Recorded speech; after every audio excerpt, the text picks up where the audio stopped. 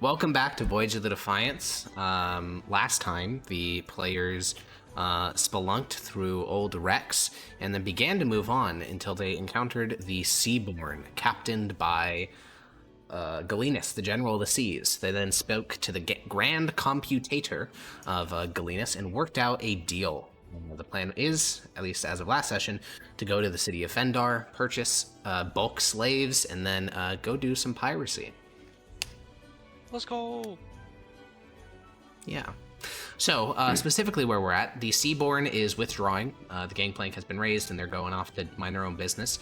You've been informed that the Grand Computator will work out deals when he gets back to Fendar, and the Seaborn is much quicker than you, so they'll likely get there first. So, what do we want to do? We'll start making our way to Fendar. Yeah, fuck. Let's just head back, I guess. Cool. Well, it is July 28th. We did have a little bit of movement left in the day, so are we going to continue down the coast, or are we going to go out to open ocean? World map? World map? Question mark. Yes, indeed. Yes, indeed. Open ocean, open ocean. Open ocean, open ocean. I want to storm. He wants to snort. I want to snort. I hope you get hit by ball lightning. Unironically, we don't want to go by Blue Haven, so... We should do it like this? We might want to do just open ocean. Yeah, do it like this. Cut across. Yeah, Ben, go away. Yes. Yes. Yeah, where are we planning this at the moment? On your deck of the ship? Like, are we on the upper raised deck? Yeah, sure. Yeah, I kick Snort off of the upper raised deck. You guys are 12 miles east of Linthel, by the way, for purposes of navigation. Alright, cool. Do not make a cock and ball. You're the navigator. Jackson, can I see 12? Yeah, let's get 12 miles. Good God. I'm not the navigator. That doesn't mean you can... Snort's going to be assaulted by someone in the crew. And that's someone's Alright, yeah. We can just pull a down there like that. Yeah, something like this. Okay, so we're just going southwest, same direction as the Seaborn. Okay, so we start traveling across open waters, and we end the day in the ocean. We cannot see any land in any direction. The last piece of land you spotted was directly to your east. And that evening, as the sun goes down, the 28th is ending. We're going into the 29th. Let me read some What does the moon look like? Yeah, is it a full moon yet? It's not a full moon yet, but it is getting fuller by the day. Oh. Why does this matter again? Because the because- werewolf on the ship? Because there's a werewolf on our boat. but nobody Alleged tells us about werewolf, it. alleged. And also the only Not people who know about alleged. the werewolf. Not alleged, because no one's brought it up who's seen him mysteriously. there's not even an finally hungry allegation. in the middle of the night. Yeah. Who's... So it's just, like, we only know by meta knowledge, and Shaiban has seen him look hungry. And like, I don't know. I don't think in character knowledge of Shaiban constitutes they're a werewolf because they were drooling and hungry. No, but character knowledge would be maybe reporting it because it's weird as fuck. Also, Who's, Vezio listened to him have nightmares for like 3 weeks. Anyways, you were saying, Ethan. Who is the suspected werewolf? Andre? Andre. Or... Oh, okay. Yeah, you know the guy who just mysteriously ate people Yeah, on his last ship. that you want to give his own command to, yeah. Oh, already has his own command, actually. He was promoted to a Marine Lieutenant. I'm Wait, sorry, I thought when was were in we theory. discussing this? I must have missed this bit last session. The part of him becoming a Marine Lieutenant? No, him being a suspected werewolf. Oh, we talked about that out of game. Oh, okay. So you guys continue on Alright, yeah, without shut any the fuck care in up the then, world. goddamn. Suspected werewolf, my ass. That evening, you guys get your first little taste of your new Night Watch captain, Crab. So he has been given command of the Night Watch, and so he will determine day by day who's going to join him. And tonight, Shaiban, as you head down to the hold to get some sleep after a long day, you haven't been able to do full ship repairs, and the ship is... You guys need a long rest, but Shaiban, you're doing what you can. And as you begin to head down the steps, you hear from one of the shadows, basically. So you're climbing down a ladder, and from a shadow underneath you, so you sort of look down. You can't quite see in the murky darkness of the bottom hold of the ship. You hear a voice, Crab's voice. Go to the top deck. Night watch. Fucking hell. Alright, then. I'll head to the top deck. Yeah, you don't try to locate the origin of the voice, you just climb up the stairs. Or the ladder. It's pretty much probably like the weird face cat, or some other really weird thing, but like I'll probably like, glance at the voice when I hear it. But, Yeah, you see like, the rough there's outline of a nothing- cat with a human face. Yep, yeah. That is exactly what I was expecting. All right, well, then you head to the top deck for Night Watch, and as you're going to bed, Captain Svensson, you notice the Night Watch is assembled on the top deck. It is every single carpenter, including the injured ones. Wait. I'll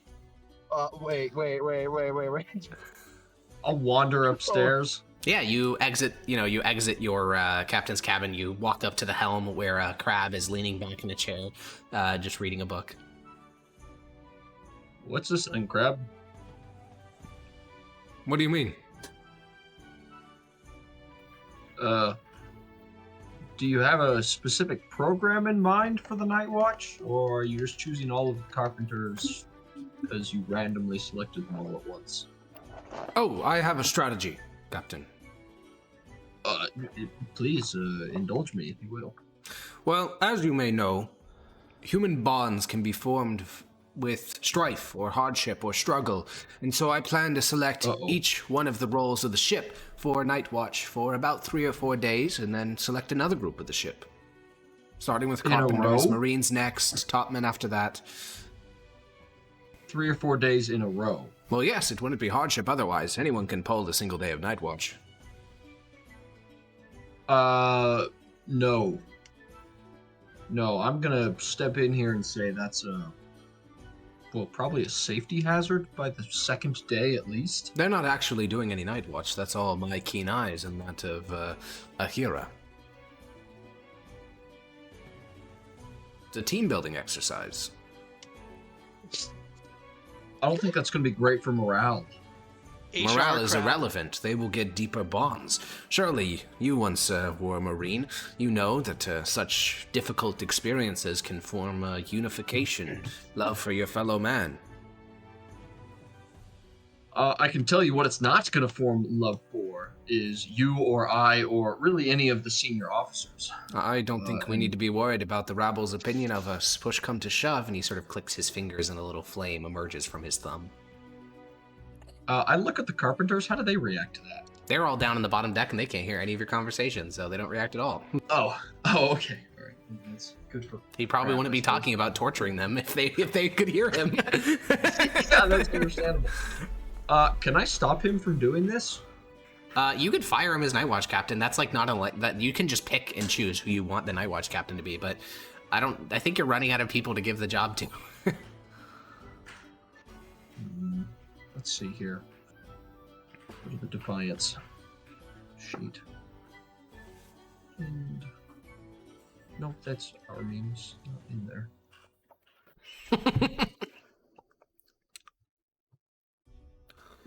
Who else is there? So Vezia was the Night Watch Captain, right? Yep, but he was getting no sleep. Yep, that's understandable. You have to find someone who doesn't have duties during the day. Yeah, we made it Crab because Crab does jack shit during the day. Does jack shit in general. Oh yeah, that's right. He does do jack shit in general, doesn't he?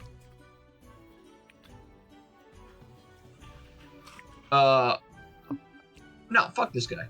No, just do it randomly. Just do it that way. He looks at you. He sighs very heavily.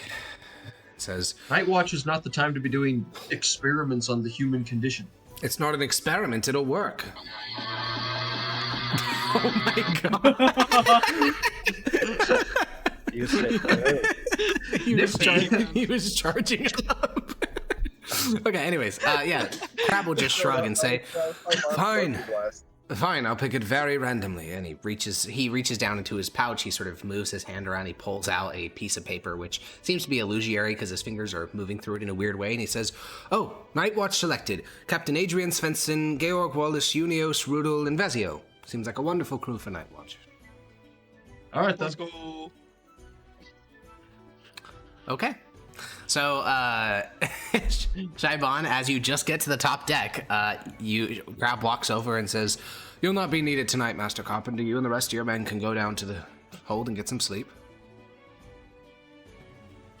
Alrighty then, is what caused your change of mind? The captain.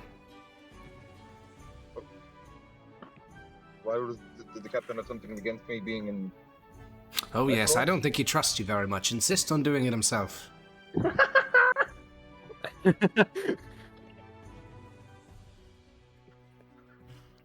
What if we made Snort Night Watch Captain? Do it. Horrible. What was that, Shaibon? Horrible. I'll talk to him about this morning again. Hold on. he says, hold on. Well, elsewhere, Georg and Unios and Brutal and Vezio, you guys will be, no, not Vezio because he's not here, but the other four of you will be brought to the top deck. Basically every player except for Snort and, of course, Shaibon. What? Rip Snort. Why did you take this as random? I don't know why he accepted it, but he did. So you're on night Because watch. he's not gonna do it like tomorrow night, and if he does, he'll just say no, lol. Or, like sometimes it's easier to just appease him.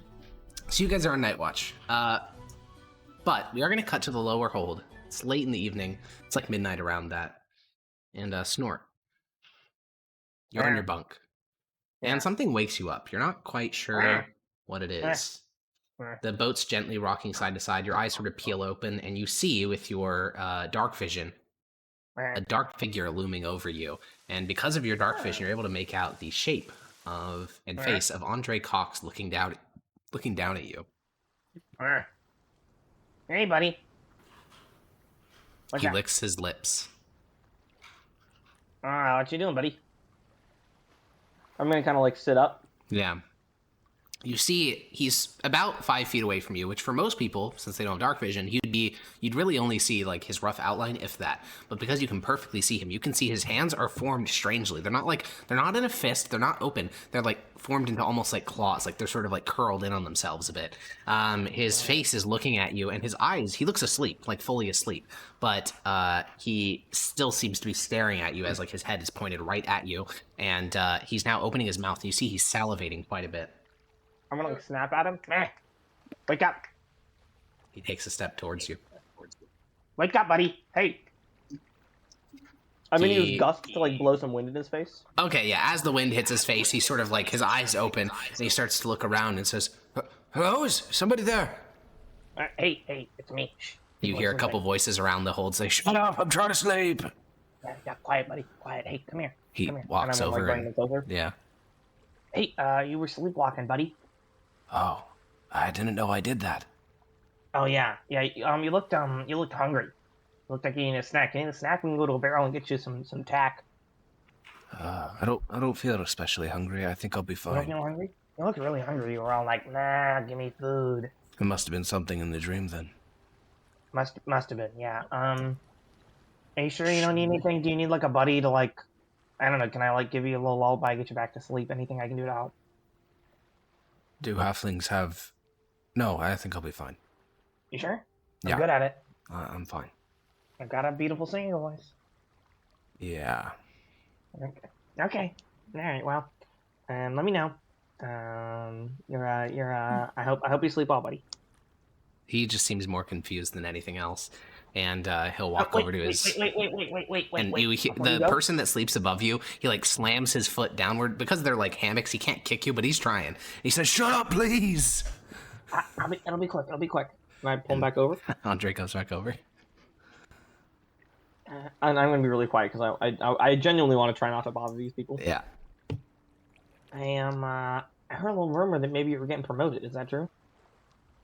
That's what I heard, but nothing's official until we hire on a couple Marines. Okay. Cool. All right. Well, sleep well. Yeah.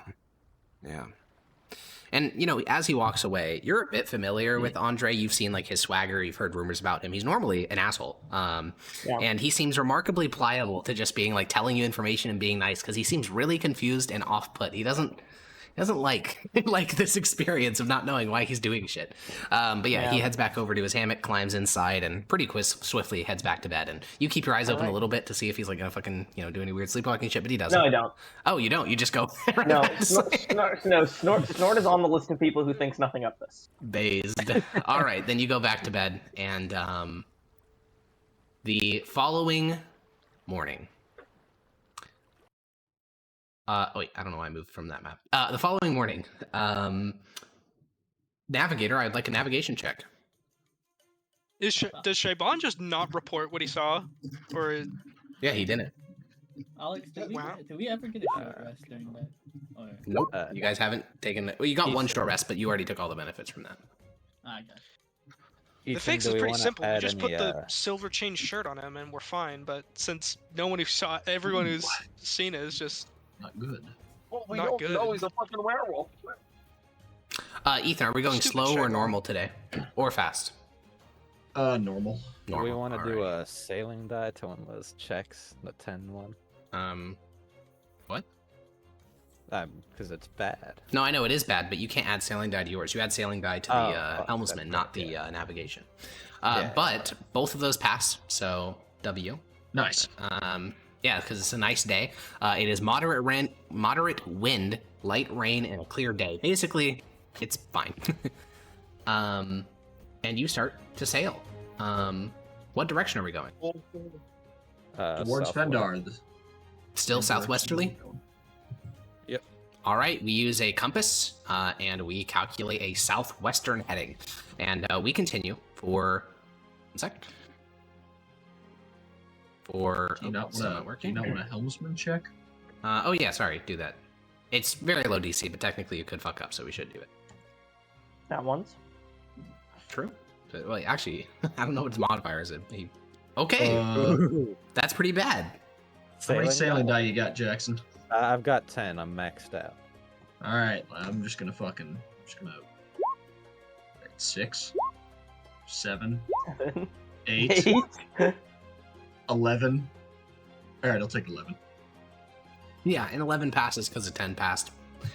Triple math. And you guys head southwesterly, and about 1 hour into the day's travel,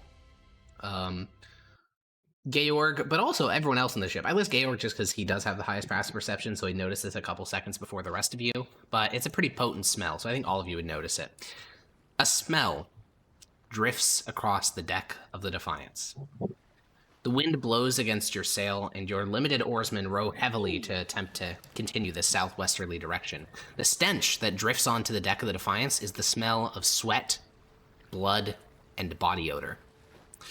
And as you continue at a southwesterly heading, slowly, in the distance, you see the skyline of a city, with a harbor that has vastly outstripped it.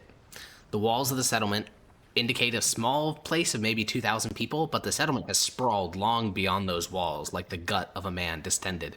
There's also harbors and piers that have spread on either side beyond the city walls. So this little settlement, which was once a single pier and a small little wall, is now 4 piers with 2 more piers under construction and, a mass shanty town surrounding the core settlement.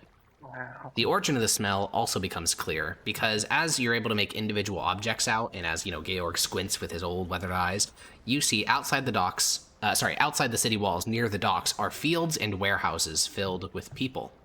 Members of the crew come forward to watch, because in the city-state, slavery is kept confined to dark warehouses and the dingy holds of ships.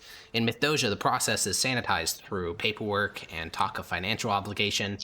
Here, however, the brutality of the process is laid bare. Half-elves and humans alike have been placed in large, muddy fields. Their states are wretched, and they seem to be separated by age groups and other unclear affiliations. Families are wrenched apart, and each slave has already been marked by rotting clothes, dirt stains, and a look of despair on their face.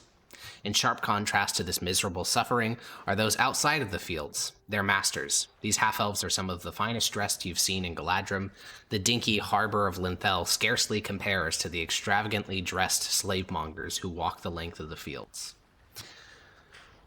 And as each of you takes this all in, do any of your characters feel anything about this, or do you just watch? Yeah, it's awesome. Pretty fucking gross. I mean, Shaban is kind of So like cool. not a fan. Nice. Like, I think I'm just gonna go below deck for a bit. Yeah, Awesome. even when you go below deck, the stench follows you because Yeah. galley slaves can work up a bit of smell, but you guys intentionally try to, like, you know, douse them with water. You let them shower. You don't actually treat your slaves as bad as you could. It's hard to believe that considering what you do to them, but it could be worse. And these people from the city clearly don't get any sort of treatment like that. The stench is horrific, so even going below the decks, you still smell it brutal.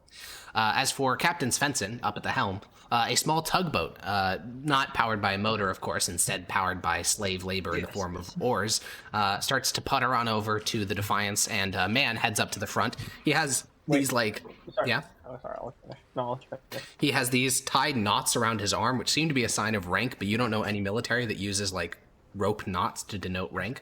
But yeah, he walks to the front of the tugboat and shouts up and says, "Greetings!" He says it in common. Language? Common. Greetings. Hello there. What's the name of this vessel? The Defiance. He walks back to, like, it's a like 2-story little ship, but the top deck is very small. The bottom deck is much wider. So he walks backwards to the little hut on the top deck, and he reaches inward. He seems to talk to someone inside, and he walks back out. The Defiance with Captain Svensson. The very one. All right, Yeah. We're gonna guide you over to Pier 3. If you don't mind, tell your slaves to drop their oars. We'll take you into position.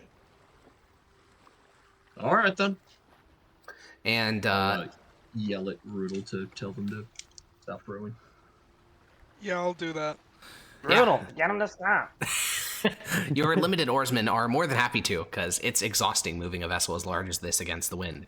They struggle to even do any of it, much less, you know, at any speed. So the tugboat takes over, and this little tugboat has 20 oars, which means down there in the lower hold that you can't quite see into must be packed with people, because they do these massive pushes, which slowly but steadily pulls the Defiance towards the 3rd pier of the harbor.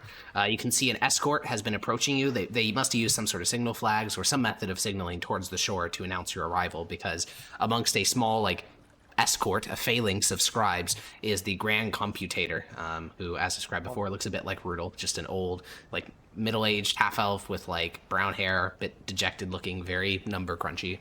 And as the Defiance docks and What does that mean? lower your gangplank, the Grand Computator waits at the bottom of the gangplank on the pier. Wait, sorry. While all that's happening, I Yeah. want to talk to Svensson. Sure, yeah, you walk up to the helm. You snore him up to the helm. Hey, Captain Svensson. Yeah. Can I ask you about something? Please.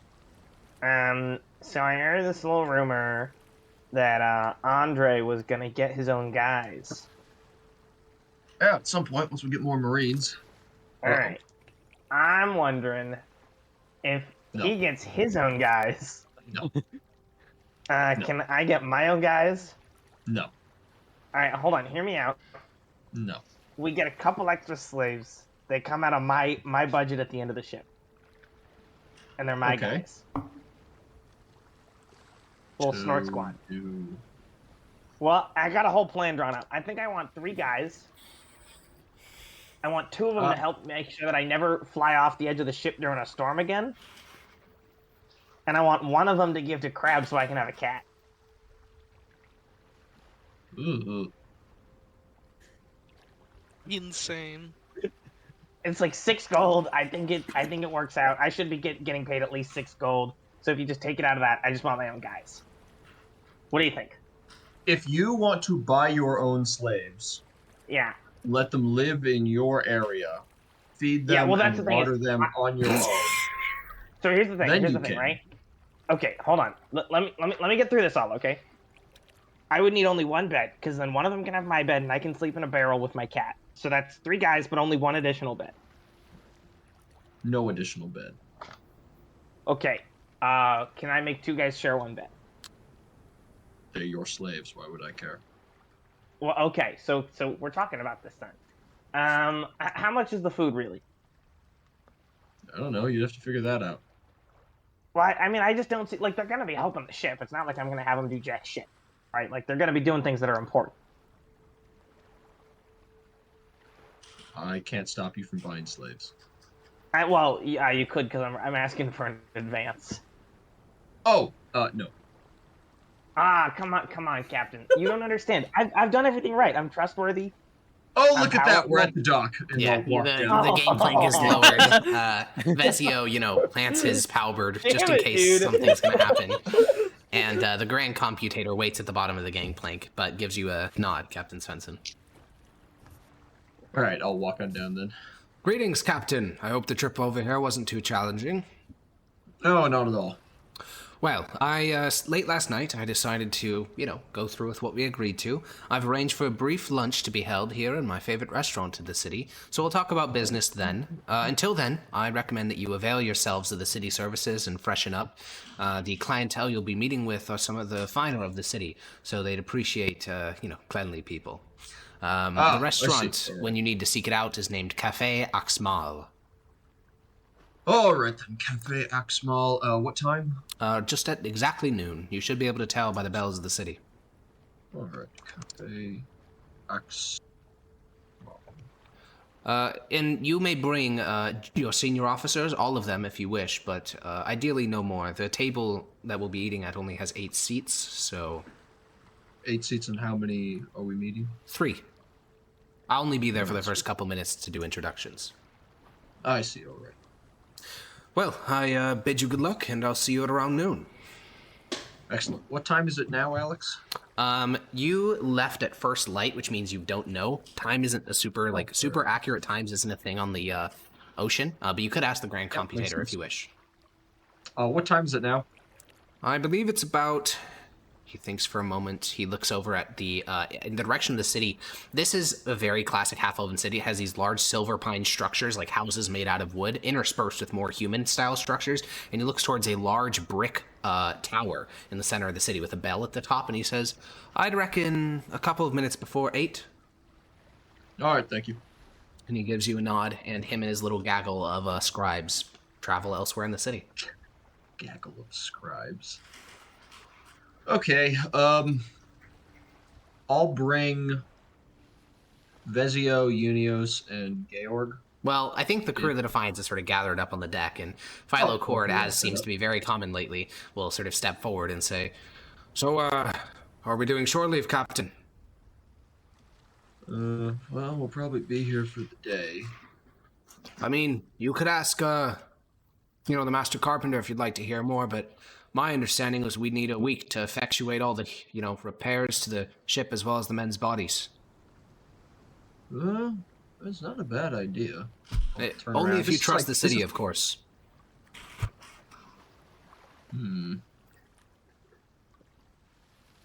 I'll reevaluate once I'm back. I haven't been to the city first, but, Yes, Captain. Probably. If the city's not too bad, I don't see why not. I'll keep the men's expectations low, sir. All right. Then probably for the best. And sorry, I interrupted you. You were pulling together a party. Yeah, I'll go over to, I'll ask Georg if he wants to come along. Sure. All right. Unios, you have to come along. Based, I'll wear my fine clothes I've had the whole time. Yo! Oh! Now, you should bathe before putting those on, so you would want to... Ideally, you'd go to, like, a proper bathing house somewhere in the city if they have one, to get real freshened up. And then Vezio comes along, too. Okay. Is that all? And snort. No. Do you want to take Shaban Mujan? I won't approach anyone. However, I am aware of both Boodle's and Shaban's disdain for slavery. So so just take these 4. Sounds good. Yeah. Captain, before you go. Yes, Snort? Since you're gone and, the first mate's gone, that leaves me in charge, right? Well, I'm taking the quartermaster with me, too. But it sounds like the bosun is still here. So, no. Well, yeah, but, Rudolph, So he and I are in charge together, then? Nope, just him. Yeah, and me. Just him. Number 2. Yeah, I think one of the Marines who's on the deck, he was talking to Vezio, and he sort of puts his the butt of his gun next to your head and says, No, the bosun's in charge. Okay. All right. Just learn how things work around here. The Marine gives a nod to Captain. Already. Yeah. We'll keep him in mind, just Captain. sitting there. Start sitting there Thank like, you. yes, the bosun's mate. Right. Oh, no. All right, Fuck, so I've been open to that. the four of you head into the city, and what is our routine for getting respectable? Well, we'll go find. So yeah, Vezio, do you have a way to make your armor nice and shiny? No, easily? sir. We'll probably take it to a smith and get it shined then. No, sir. No?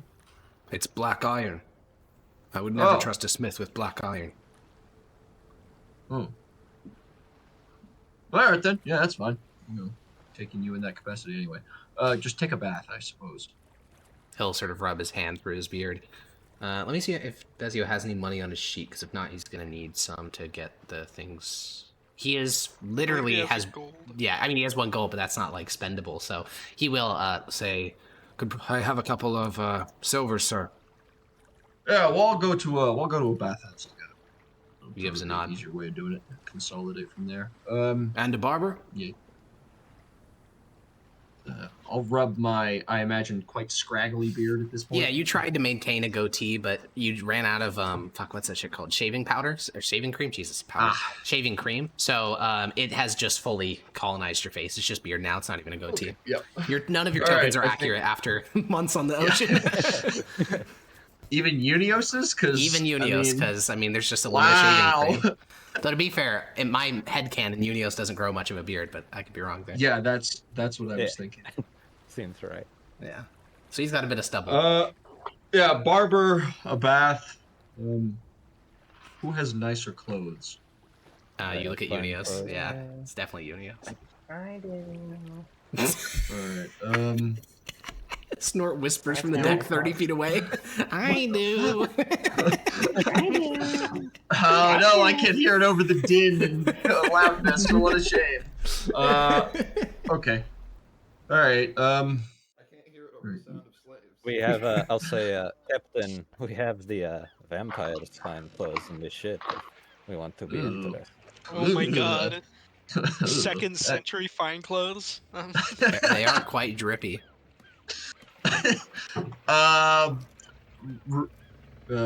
Georg, I suppose you can wear those if you want. We'll have to get some for me and you then, Georg. I don't think Vezio, you should wear your armor. He nods. All right.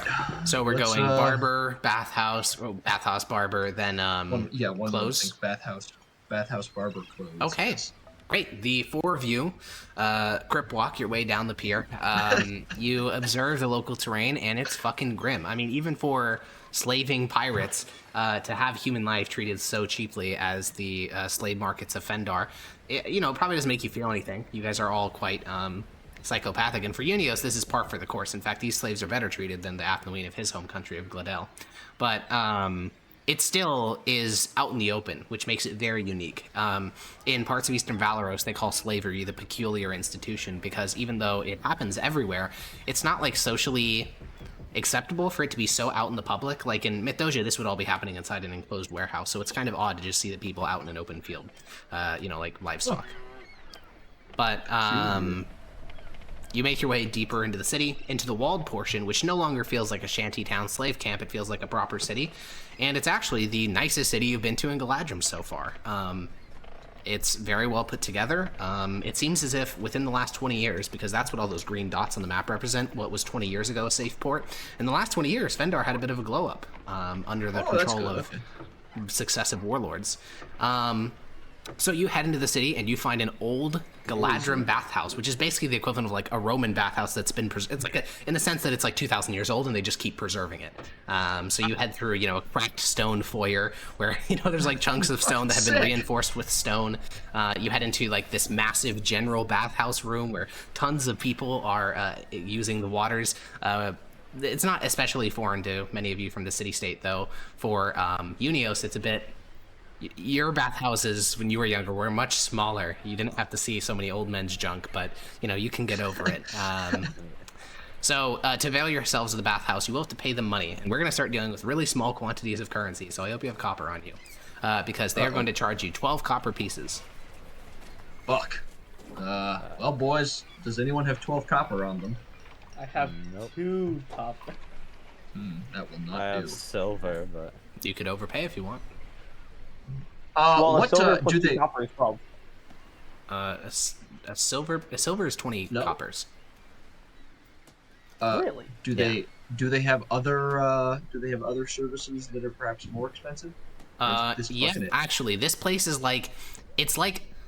it's like a tavern, but there's no places to sleep. Basically, they do food, they do bathing, they have like city guides, like tours that you can hire. So if you want to get like they don't call it this, but like their platinum package, it would be you get bathing, you get a barber that they hire, you get overviewed by one of their physicians for sickness, which apparently in this city is a normal service to be offered by such a place, and then you could get a guide to the city. All of that would set you back 120 copper. Fuck.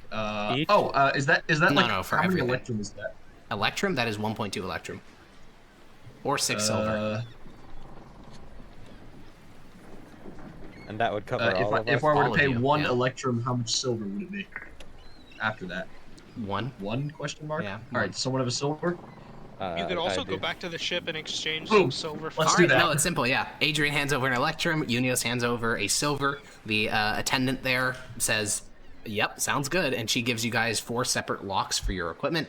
These are some rusty-ass motherfucking locks. Better not rely on them too much. And you head to the, basically, room where you leave your shit, and as everyone's like taking off their armor and exposing their chests, which at this point are like sweat stained and fucking disgusting. This is like 2 months without any proper showers other than rain, which has no soap. And as you're like derobing and putting all your shit inside of these storage cubbies, Vezio sort of just stands there. He's not taking anything off. Vezio, you... I'll watch over it. You go first. You are gonna bathe once we're done, though? Yes.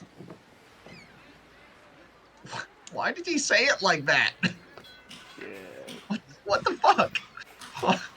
What? Hold on. What? No, he definitely is. He's just annoyed that you're asking him that because it feels so obvious. Oh. Yeah, my bad. Alright, yeah. Okay, then. He just doesn't want your shit getting stolen, okay? Fair enough. You know what? That's based. Yeah, you guys leave like hundreds of gold of equipment in those lockers, including some magical items. That's a good point, actually. Yeah, and he watches over the Never cubbies. trust those dirty Galadites. Literally, yes. And you guys head to the bathhouse and get your bath on. You get proper soap. You start to get into sections of your body that haven't been properly cleaned by the rain. You get the dirt out from under your nails. You get your beards all fluffed and ready to get cut by the barber once you avail their services. It feels awesome, especially for you, Unios. This whole journey has felt sticky and gross. You've just been trying to ignore it, and you didn't realize how sticky and gross you were until you're finally clean. It's just lovely. Incredible. The water even has a slight lavender infusion to it, so by the time you remove yourself from the bath, clean yourself off, gather back your stuff, and you're dressed in your fine clothes, you feel like yourself again. Basically the best you've felt since you left Gladell. Yes, he's very happy. He's visibly smiling. Yeah, and then the 3 of you have to wait for Vezio to get bathed. And when Vezio returns, he's looking... Yeah, he's looking rough still. He definitely needs a barber. The 4 of you next head to, fun fact, both of these services are in the same place, the physician and the barber. So you head to the barber shop here, which is both a surgeon. Yeah, it is the same person. You head to the surgeon / barber / physician's shop, which is not inside of the bathhouse complex, but it's right next to it. There is a line of 2 other people ahead of you. It doesn't seem to be major surgeries, just small check-ins and then some shaving of the face. And after they get shaved, Adrian, you get into a sort of rickety wooden chair. The barber in question is a half-elf man with pointed ears and brown hair, and he says, "Greetings, sir. What would you like today?" Let's do the goatee and then trim up the hair about shoulder length. All right. Would you like any product in it? Any smells? Oh, what do you have? He reaches over and they have a citrus infusion. Basically, they just spritz like orange water into your hair, so your hair smells a bit floral. And then the only other thing they have is lavender. Yeah, let's do the citrus infusion. Great. You know, it's not the best haircut you've ever got in your life, especially around the beard. He does nick you on the jaw, but it's better than what you were getting on the ship, needless to say. And eventually, you actually come out smelling quite nicely. And they have aftershave here, which you would never have on a ship. Ooh. To be fair, it's not like modern industrial aftershave, but it's like herbal remedy aftershave. But still, it makes it hurt less. It has a cool sensation. And then Georg, you come up next. Georg, your fade has long since faded. Your hair is down to just below your earlobes. Your beard is like getting quite boisterous. And the barber sort of looks at you next and says, "And sir, what would you like?" Can you do a fade? On the hair, I'm guessing? Yes. I think I could, so you'll want product in it after that. Would I know what that is? Hair product? Yeah. Yeah, it's for shaping your hair, yeah. And he'll nod and say, "And would you like herbal hair product or imported?" What kind of imported hair product? We import it from Al Sarah. I don't know exactly how they make it. I think it's the excretion of some sort of cactus. It lasts a bit longer, but it will cost an extra silver. Nah, let's just go with the other option. Yes, sir. And he'll clean shave you. He has to cut around the scars present on your face because those don't grow hair because they're scar tissue. So yours takes a bit longer, and he doesn't actually nick your face because he's going a lot slower with it. Also, your resting scowl face makes it a bit harder to, like, you know, trim around your beard section, especially around the chin, but he does it. And the fade is... you know, again, he's not the best barber, but it's better than anything you could do. So, you know, you just take it and thank him and leave. And then, Unios, you are next up. I assume you're just going clean shave and nothing else? Clean shave, my part on the left swept to the right, trimmed, you know. Okay, yeah. PFP, Yeah, he'll give you the natural product. He'll get you the, you know, the citrus infusion, the clean shaven, and... as you look at yourself in the mirror when you stand up, because he doesn't nick your face, you finally look how you looked when you left the city. Not only do you feel clean, but you actually look like how you think you do in your mind's eye. And then obviously Vezio goes next. His is just bald and trim up the beard a bit. So not much of a change for him. Did he offer me any imported stuff? No, after Georg rejected it, he did not offer it to you. You did hear him offer it to Georg, though. I will ask him for it, yeah. Oh, okay. Do you have a silver? I do. All right, remove it from your sheet. Alrighty. Okay, so the four of you exit the barber shop, and Adrian, you know, you look around and, you know, you almost feel like you're not even pirates, you know, like Georg's looking almost distinguished, like he's like a 50-year-old man, and without his like white stubble, he looks actually rather handsome. Unios looks very handsome, the Rizzler, as they say, and Vezio looks the same. I mean, it's Vezio. Surely. Well, yeah. Such is the way. You do have a city guide that you hired as well, if you'd like to avail yourself of that service. Yes, we need somewhere to buy nicer clothes. Okay, yeah, you make your way back into the bathhouse, ask for the guide. A human man comes out with, like, darker skin. You can't tell whether he's, like, Alceranian or just a very tan northerner. You can't, just, who knows? But he walks out and he says, "Greetings, sirs. Is it just the four of you?" Yes. All right, well then, we can get going now. Do you want the city walking tour, or is there a specific place that you're going?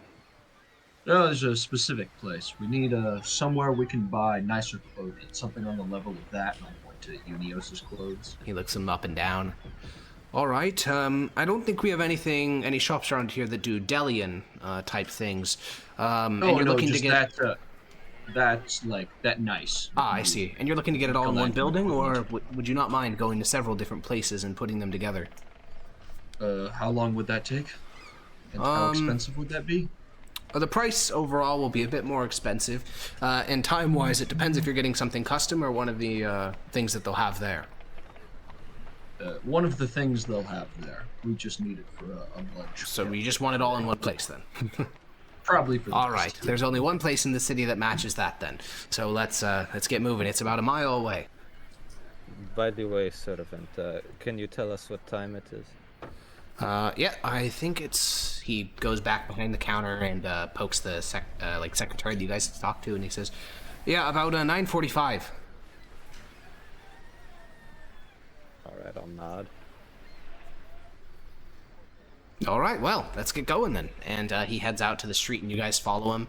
And, inside the city walls, there must be some sort of prohibition against slaves, because you only see wealthier-looking people. It feels like you're in some rich trading post in one of the empires of the East, and not, fucking Galadrim. There is a notably high amount of half-elves, which makes it automatically become Galadrim, and the architecture is pretty unique, but in terms of, the smells and the people talking and the general level of wealth, it just does not feel like Galadrim. Hell, you haven't seen a soldier yet, at the pier or here in the city. Not to say that there aren't any, you just haven't seen them. And you guys head towards a large shop front. It looks more like a warehouse than an actual proper shop. There's no shit in the windows. It's just a large door into a warehouse. And your guide opens up the door and gestures for you to go in first. All right then. Yeah, you head in first, Svensson, and inside, once your eyes adjust to the darkness in here, because it's only lit by lanterns, you see that this is filled with a bunch of pre-made outfits, basically, pre-sized, all that stuff. They're a little bit less fancy than Unios's. They're not the full 5 gold fine clothes, but they're nice, and they're definitely largely Alceranian. Or maybe these are Galadrim styles. You don't even know what Galadrim styles look like because you've never seen a rich half-elf. And in here, there is a half-elven man and a Alceranian woman. The woman is behind the counter. She seems to be waiting for you, while the half-elven man is further back behind the counter, but in an open area that you can see. And he is currently adding ribbon and other accessories to a hat. Walk up to the desk. Yeah. The Alceranian woman there looks at you and your companions. She seems to be eyeing you up for some reason, and then she says in common, "Welcome." Hello. We need some nice clothes for me and, well, actually, just him. Me and him. I'll point at Georg. All right. I think I know your sizes pretty well as is.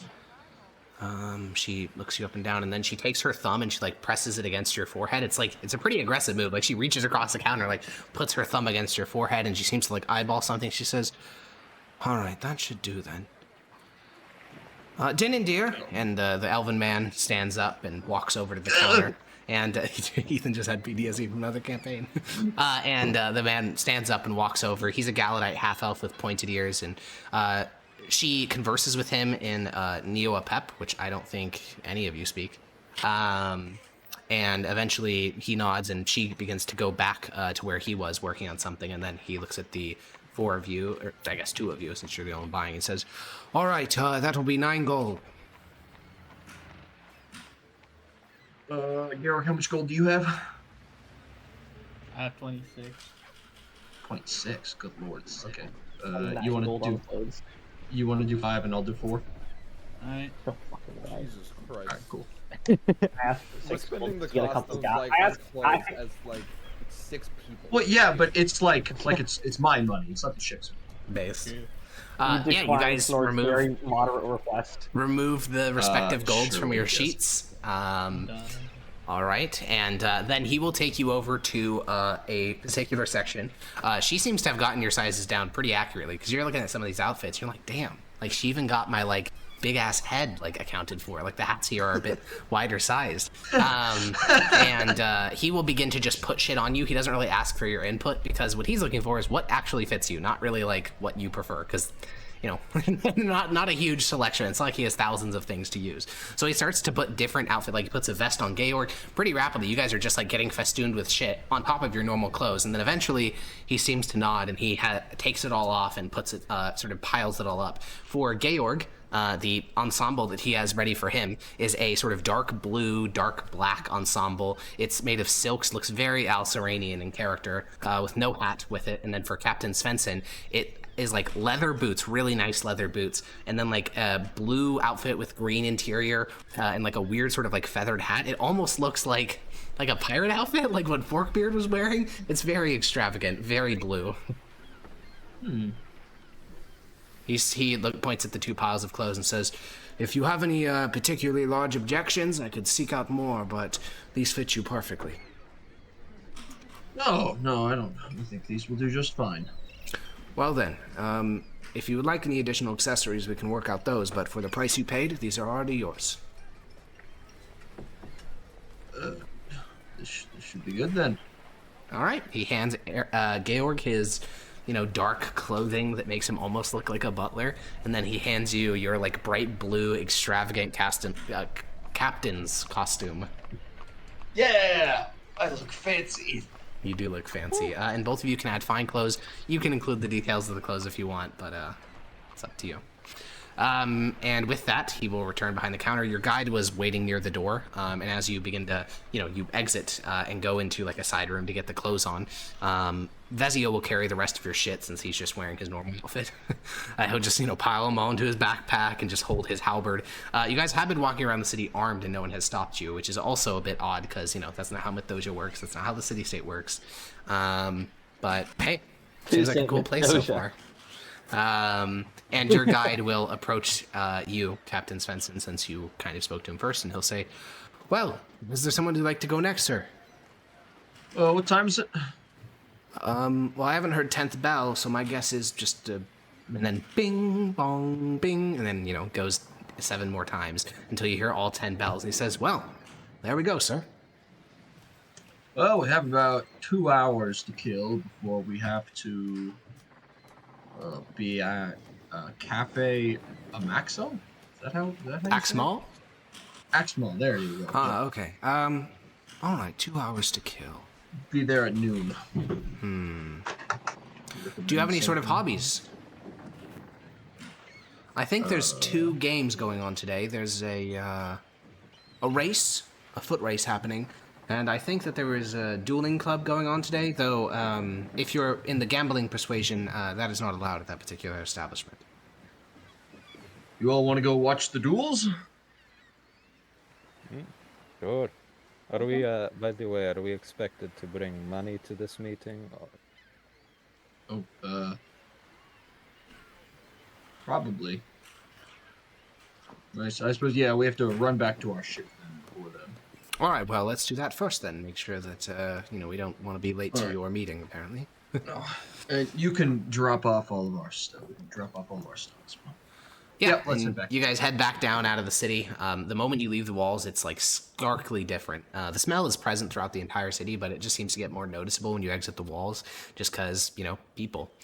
You can hear the cracks of whips. You can hear the sobs and moans of people held here for labor. Like, they're not laboring here. This is just temporary storage. And you make your way down the 3rd pier out towards your ship. The guide waits back and gives you plenty of privacy. You guys climb back up onto the deck. And, most people have gone below decks to just sort of chill because they don't want the sun beating down on them. But Philo Cord is up on the top deck playing a game of cards with Democritus. And as you, walk down the pier, he'll sort of perk up and look, sort of say over the side of the ship, well, Captain, what's the verdict? We haven't. Oh, for that. Yeah, I'd say you're good. What time do we need to be back by, sir? Well, we're going to be here for a week. This is a relatively unknown city. If we're going to be here the full week, we would need a shore leave advance. And no boys are going to have enough money for the full week. Yeah, we can go ahead and give you the shore leave advance then. Thank you, sir. I'll get Captain, perhaps How much? Captain, perhaps we should leave some marines here for movement of our new purchases. Yeah, that's not everyone gets to go on shore leave all at once. But yeah, that's fine. All right, so the number of people on shore leave will be, just quickly tallying it up. And then we don't include this guy because you guys pay them directly. We remove these 2 because you pay them directly. So 62 people are going to go on shore leave. So, is that including my carpenters? Yep. Heard. What's the ship's health at right now? Is my gut instinct, but that could be wrong. Let me check. The ship is at half HP. Heard. So no carpenters. I would recommend bringing that up with me. Before right. they get dismissed. Well, yeah, that would be 58 people then. So if you want to be really generous, you can do 50 gold of shore leave, but 20 gold would be a lot more reasonable. 50 gold of shore leave? Well, you paid... Yeah, 50 gold would be a lot. How much did we give last time? You gave 10. But you have more people that you're giving it out to this time. Oh. Because you didn't give any of the. You didn't give it to any of the. No, because you didn't give it to any of the oarsmen last time. You just said, "Go fuck yourselves," even the freed ones. Really? Yeah. I wonder why I did that. Basic, check the bot on that. I'm not sure about that. I see that I have the number that you did it to 48.9 crew members, and the only way that's possible is if you cut out the oarsmen. It's like math-wise, it's the only way. Huh? Let's do 25. 25? Okay, cool. Well. Taheen was really like that. Real shit, dude. You do not put this on Taheen. It seems like it was her job then. Kind of weird. Real, dude. Oh my god, that's actually so real.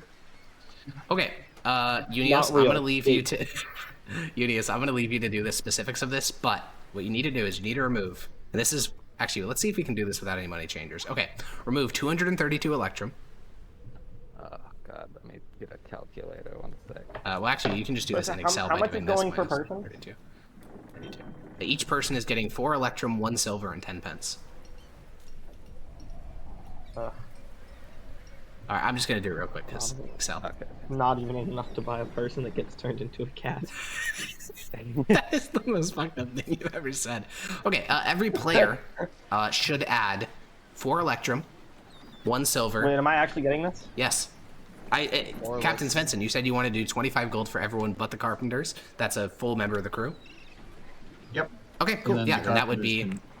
Yeah, every player of the ship gets 4 Electrum, 1 silver, and 10 pence. This is handed out. Who hands this out to me?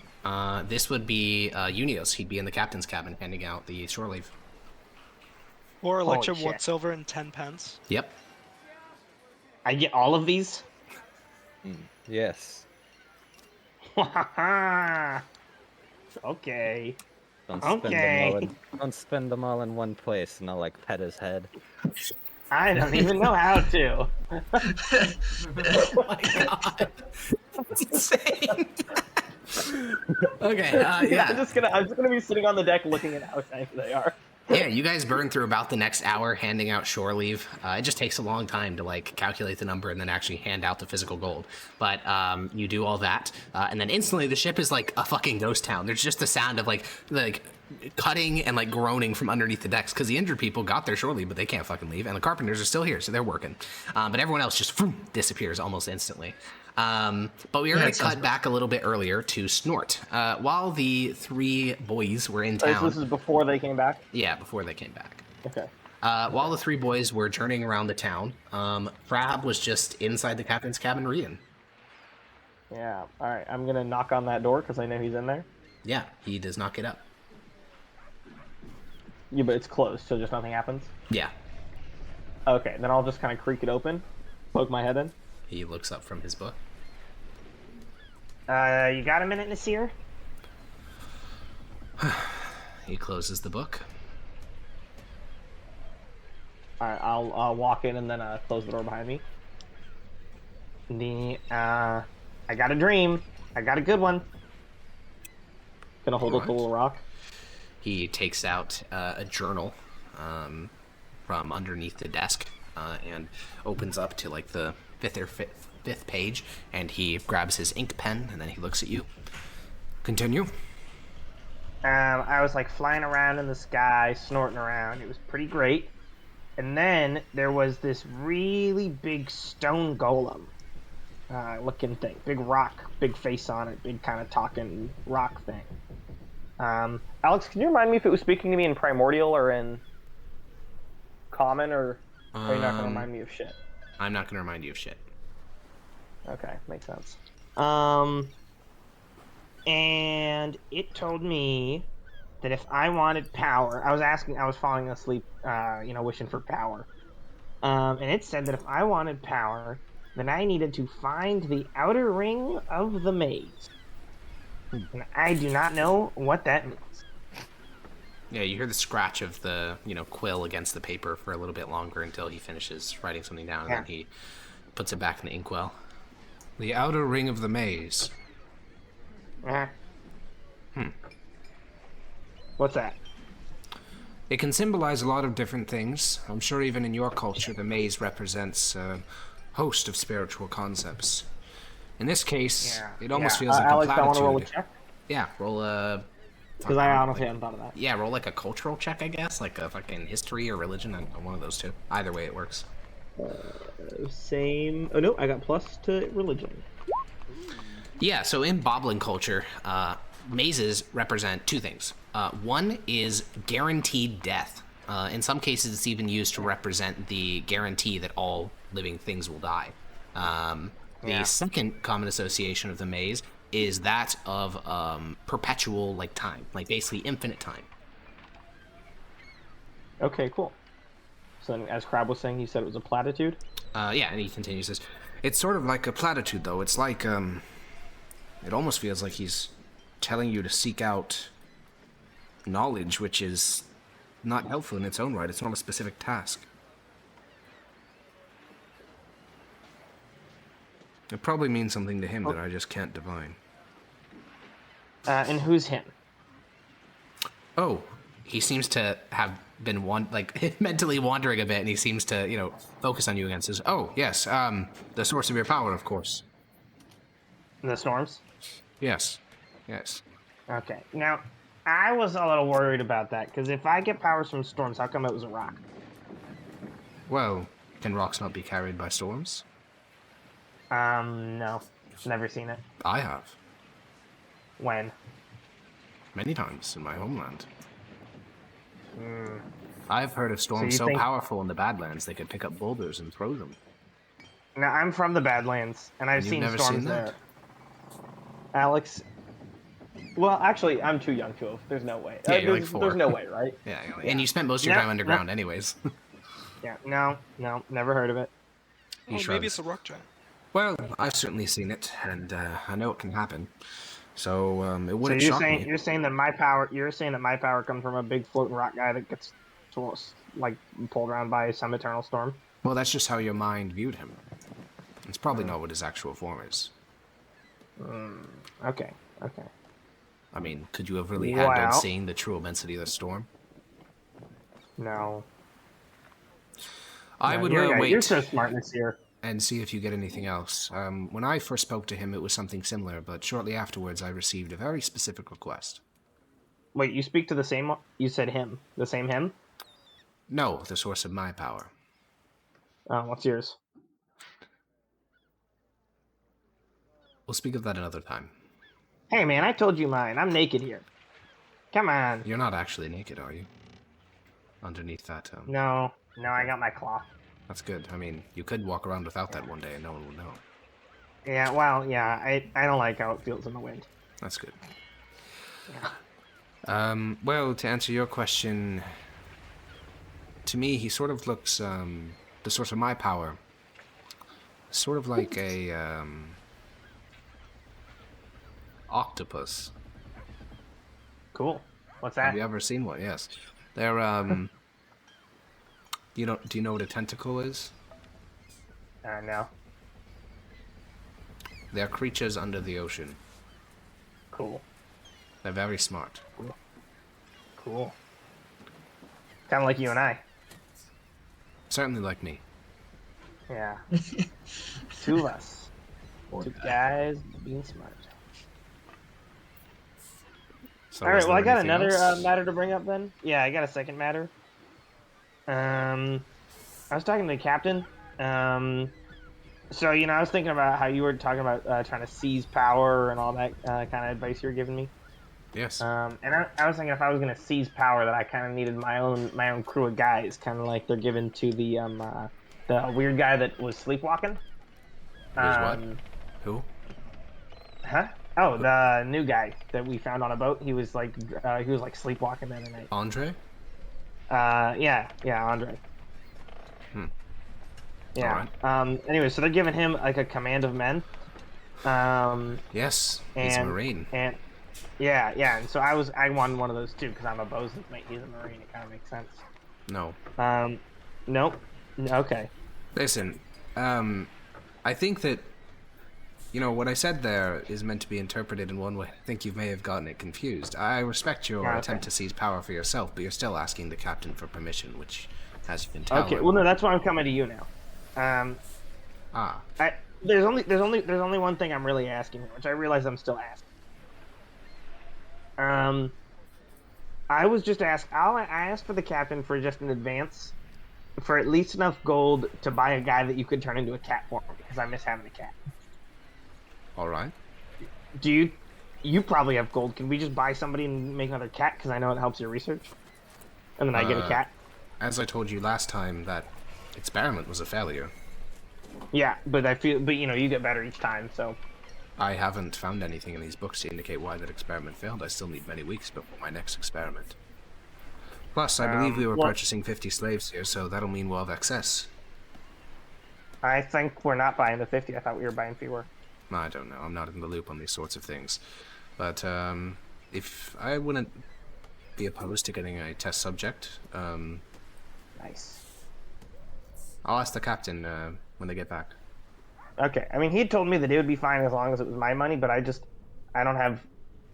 never had money. And if I ever get some, I'm gonna really be fascinated by it. Really? Well, yeah. I don't have all that much either. I obviously could earn it quite quickly, but I have little need for it since every request I make of the captain he fulfills. Yeah, sure. That makes sense. I'll ask him on your behalf when he gets here. Alright, cool. Although, it might be more effective if you ask on your behalf. Yes, most likely. Alright. Good talking to you. Thanks for the help. I'll go meditate on mazes. So, zooming forward, as Captain Svensson, as the last of the shore leave is being handed out, and you are just headed to the gangplank to leave the ship, Crab is sitting there, just like next to the gangplank, and as you approach, he looks up and he stands up and dusts off his robes, seems a bit disgusted by the deck of the ship which he was sitting on, and he looks at you and says, Captain? Crab? I have fallen out of the loop on the specific plans on purchasing of slaves, and I would request that you purchase at least one for purposes of my experiments. Do you need him to be oarsman class, or can it be some schlep that? It could be anyone. I'd prefer if it was an adult, though. An adult? Yeah, I can probably find some. They'll also need to survive for several weeks until my experiment is ready. Oh, survive for several weeks. I have a gold and 8 electrum in my coin purse. I believe that should be enough to purchase one of my own, but I'd rather not have to take care of them, all that stuff. So I'd be willing to pay you in exchange for getting one and taking care of it on my behalf. Oh, well, yeah, that should be fine then. Well, if you manage to acquire one, I'll pay the quartermaster at that point in time. All right then. We'll inquire as to the price. Okay, cool. Well, you guys head your separate ways. Unios, Svensson, Georg, and Vezio, after handing out shore leave, they go, because they got a meeting to catch, and they kind of burn through the rest of their free time doing all of this. So, Rudel, are you going on shore leave, or are you staying on the ship with Shaibon to repair it? I was going to go on shore leave. Oh, yes. Yeah, I forgot about that. Yeah, true. Okay, cool. What about you, Snort? What are you doing? You're just sitting on the deck looking at your coins? Rudel goes on leave. Oh. I think that leaves me in charge. Fuck. Is there anyone else? Shaibon's still there. Oh, yeah. Shaibon is higher ranked than me? He doesn't even get shares. He does get shares. He gets 2. Yeah, I have put the second highest shares on the ship. Sorry. I was thinking of somebody else. He for Gore. I for Gore. So Shaibon outranks me? Yeah. Damn it, dude. So does the surgeon. The surgeon also outranks you. They're like not even senior officers. No, they're not. Neither are you. Neither are you. Yeah, but I'm a number 2 to a senior officer. Yeah, so not how that works. Assistant to the regional manager. I'm gonna need this in writing at some point, like what the full rank is, so that when all of them are finally gone, I'll know that I'm in charge. It should be. I think hours. It should be in writing. Don't we have like the? Yeah, you do. Basically, if Adrian, Georg, Unios, Rudel, Vezio, Shaibon, Philo, Cord, Hambrar, now Andre as well, then the surgeon, and then the head oarsman. If all those people die, then you would, and the quartermaster's mate, if there is ever one, then you'd be in charge. Dude, that sucks so basically every single named NPC on the ship with like a relevant position dies, then you would be in charge. My first snort decree is chain lightning on the top deck. Dang. Dude, I'm above Crab though. You are above Crab, yeah. Oh, yeah. The moment I became actually in charge, Crab would just ice me and be in charge. Correct, yeah. Damn it. Okay. Hell, he can do that now. Like he has such leverage because all he has to do is say fireball, and then half the fucking crew's dead. Okay, so the three boys, Unios, Adrian, and Georg. It feels wrong to use the boys label considering what's about to take place, but the individuals. Yeah, oh man. The slave mongers make their way into the city, and with their guide, they make their way to the Cafe Oxmal. Within the cafe, as your guide at the door, he sort of, just gives you a nod. He's already been paid for this, so he just leaves because, that's his, he doesn't want to languish while you're doing this. And as you step inside, you're kind of confused because the three of you step in, and this looks like a really nice restaurant. This is like the type of restaurant that was in like Ravinium. It's 2 stories. The second story has a bunch of booths for like private meetings. The first story is like it's just like a open area with it's like a coffee house plus like fine dining establishment. It's really nice. There's the waiters here are half elves with like black clothing, and they seem to like lead you to your seats. They have like a waiter service, which is better than most restaurants that were in Ravinium. It's just, again, the interior of the walls is so nice in comparison to Galadrim. And you guys are led upstairs to the second story because they were told to watch out for people roughly matching your description. And they take you to the second story, and they lead you over to a booth. It has a curtain closed over it, which the waiter will open. And inside are 4 people. At the closest to the edge of the booth so that they can get out is the Grand Computator. And as the 3 of you step in to the booth area, he'll step up so he's out of the booth and you guys can get in. Welcome. Is Vezio not here? Vezio, did you want him to come? Yeah. Okay, then yes, Vezio is also here. Okay, Vezio is fully armed, so he would not be allowed in this establishment. Oh, okay. Yeah. I see. All right. Well, but Vezio can be parked outside. He's just sitting there. There you go. Cool. He's parked outside. The 3 of you guys slide into the booth. The Grand Computator stands up so you guys can do it and says, "Well, I hope you enjoyed the city." Yes, certainly. It was a much-needed break from the open sea. Yes. Well, you look much nicer, and you must smell much nicer. Certainly, yes.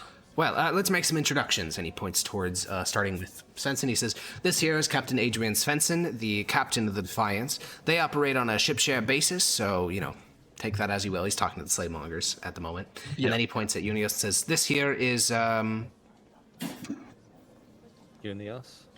Unios, and what is your role in the ship?" I'm the quartermaster. Ah, well, then you should be paying attention to him here. He may be the one that actually puts the coin in your pocket." Then he points towards Georg. Georg Wallace, first mate. All right. Then this here is Master Istvan Provados, and he points towards a half-elven man in his mid-40s. He has, like, merchant's clothes, so, like, not very fine, but not, like, crazy extravagant. Then he says, "This here is Master Vana," and then he points towards a human in his early 20s, covered in scars, wearing studded leather armor, and he has teeth around his necklace, but they're not human teeth. They're, like, angular, sharp teeth. They look like some sort of animal, maybe like a crocodile or something. And then he points towards the final person, says, "And this is Mistress Padril Zavandil, and she is a very old woman. She's covered in wrinkles, white hair, like wears a shawl to cover up practically every inch of skin except for her face, and she wears dark clothes, like dark greens." And the Grand Computator says, "I've informed both sides of these arrangements what could be considered reasonable.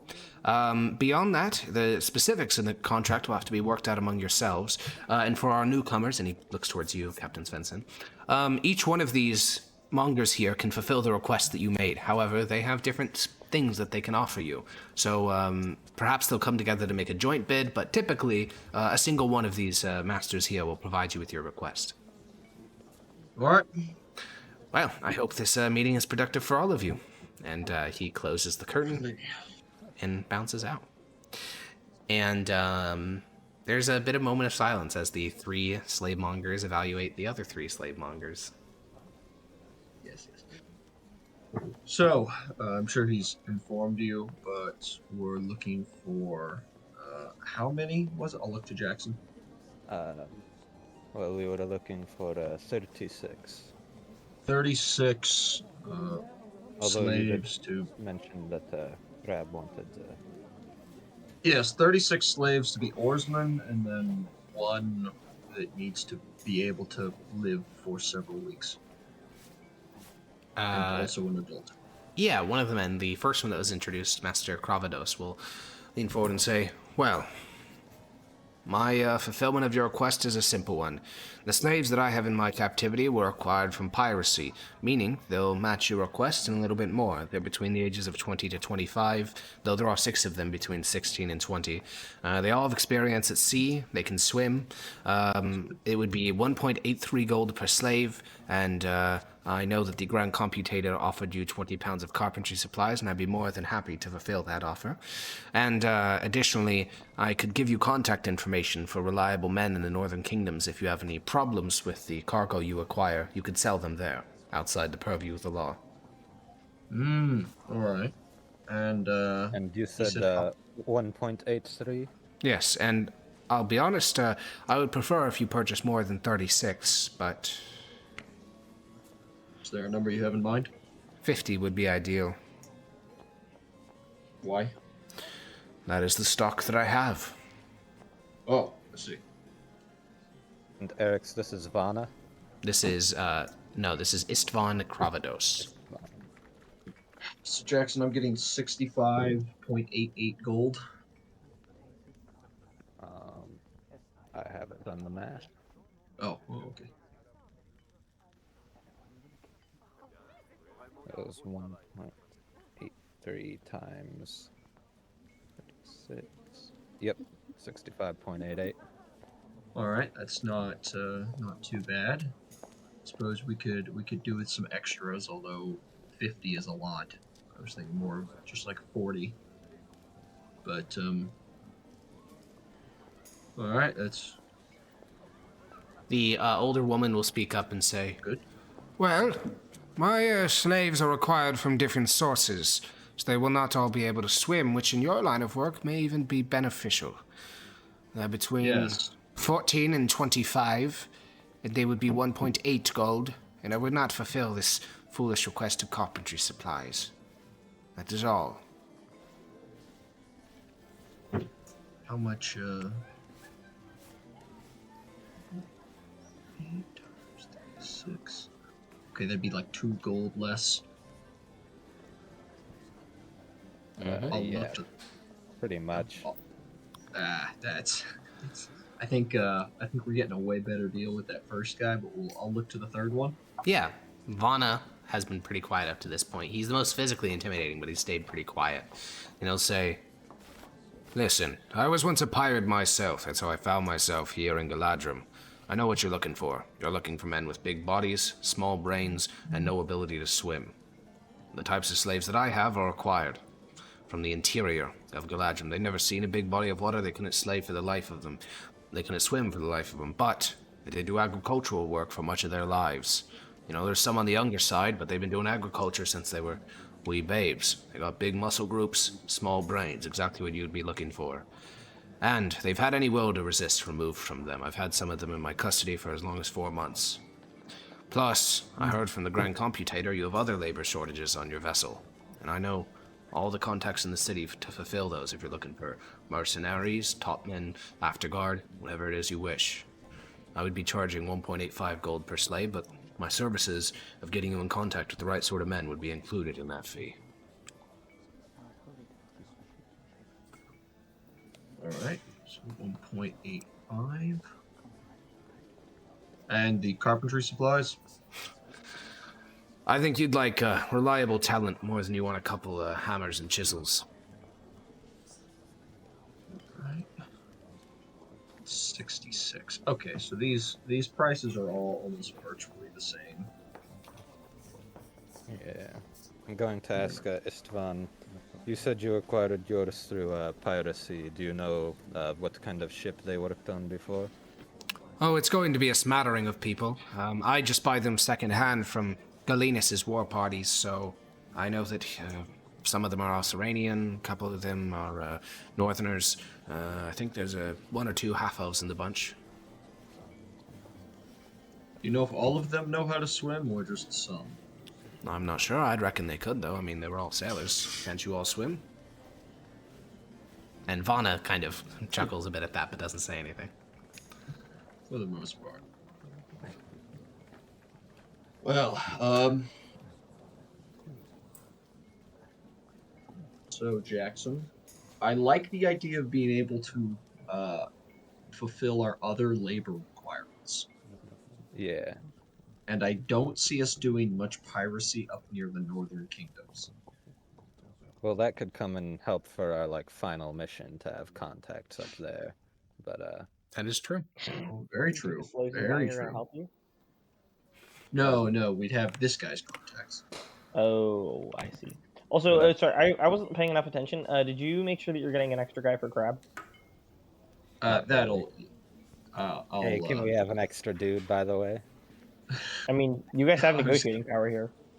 Yeah, I'm gonna. That was gonna be sure. The price is per slave, so the number of slaves you're purchasing kind of varies quite a bit here, I'd imagine. But between the different offers, like the people that Podriel is offering, the people that Vaughn is offering to you can only do oarsman work, other than the mercenaries he can get in contact with. Isfahan wants you to buy 50, so they all like want you to buy different amounts. Yeah, we're not buying 50. That's a big Does thing. Isfahan require that we're buying 50? No, he just said he preferred it.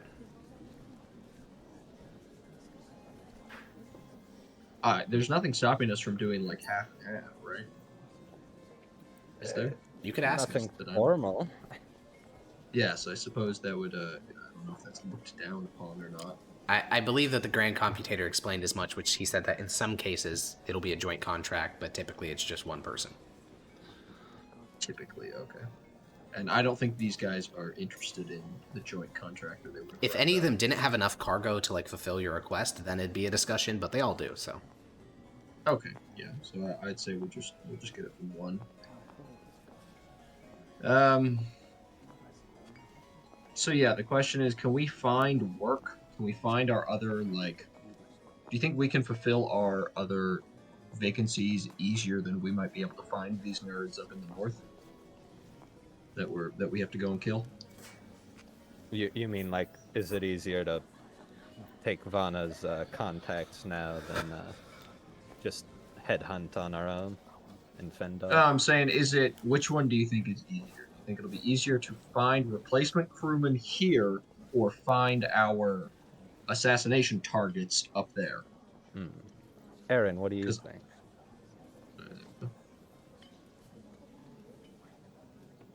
Pause.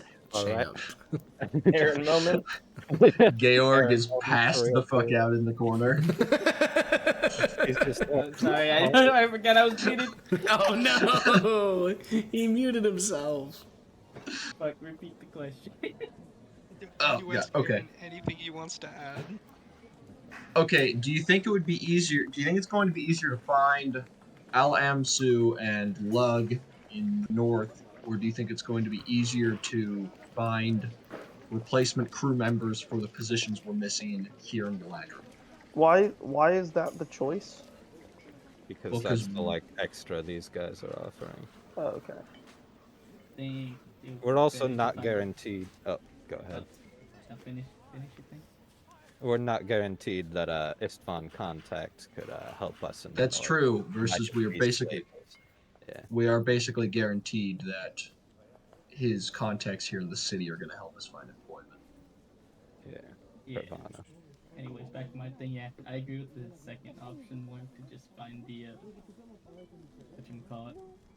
labor force here right now. Okay, and that was the one that also came with carpentry supplies, right? Nope, Alex? that was the Northern Kingdom's one that had the carpentry supplies. Okay. I'm gonna be real. I think, for the most part, we are pretty fucking good on carpentry supplies. Like we have 6.5 uses of it, and we haven't used one. So unless we unless we think we're gonna get into like a lot more dangerous ship combat, which I don't know if we are. We've been getting into some pretty fucking cutthroat. Yeah, but you know that was Hammer's Fall and We're like Galadron, and now we're going into places that I feel like would be less dangerous. But we're going into heavily patrolled areas soon. Yeah, I'm saying that we've been in pretty intense ship combat and we didn't even use them then, so I doubt. Oh yeah, okay, that's what you're saying. Okay. Yeah. Eric, are we gonna get cucked by our crew vote if we spend like slightly more, or will they understand? You did not give them a dollar amount, so no. Oh, cool. Yeah. Isn't there a fourth person to hear out? No. No. Me. There was Padriel who. Me. That was not in character. Ben is selling slaves. We heard from across the booth. Anyways, yeah, these are the 3 offers right. we have. Yeah, I think. I'm feeling Vana by our slightly increased cost and have contacts in this city to hire people. Yes, I think that's a good idea. So yeah, I'll look to Vana. How much did you say per slave? 1.85. Good, that's the one I have up here. So that would be 66.6 gold. Just Plus back an paper extra. math. Plus an extra. And then inquires to getting an additional slave. Doesn't have to be 37 total. 37 total. Yeah. Could be done. Is the price different for lower quality, or are they all the same? I mean, unless you're looking for children or women, then they're all going to cost the same. Probably best not to bring a woman aboard. Last one didn't work out so well. There's one on the ship right now. Oh fuck yeah, that's right. I forgot about. And she's been fine. That's Philo Corn's fiance. Right? I want a boy cat. David Cooks. Philo's? Oh, David Cooks. Yeah, I want a boy cat. Jesus fucking Christ. Snort is demonic. Hey, at least mine is cartoonishly evil. Everyone else is that's true. evil. That's true. I don't know, dude. Vondi started off as like cartoonish. You know, it's a slippery slope. I want a cat.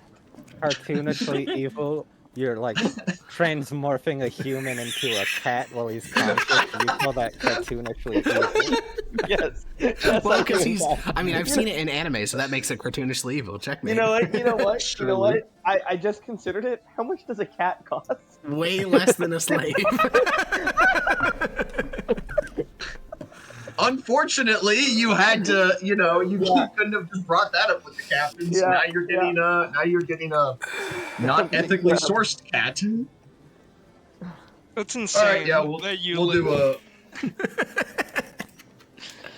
Yeah, we'll you do pick 37 Vana. Then. Yeah, you pick Vana. He gives a nod. Padriel, the woman, the older woman, like her 60s, leaves the booth without any. She just isn't gonna like fight for this. Istvan says, "I mean, is there anything I can do to change your mind?" Well, unless you have contacts here that can help us with employment. I mean, what sort of roles are you looking for?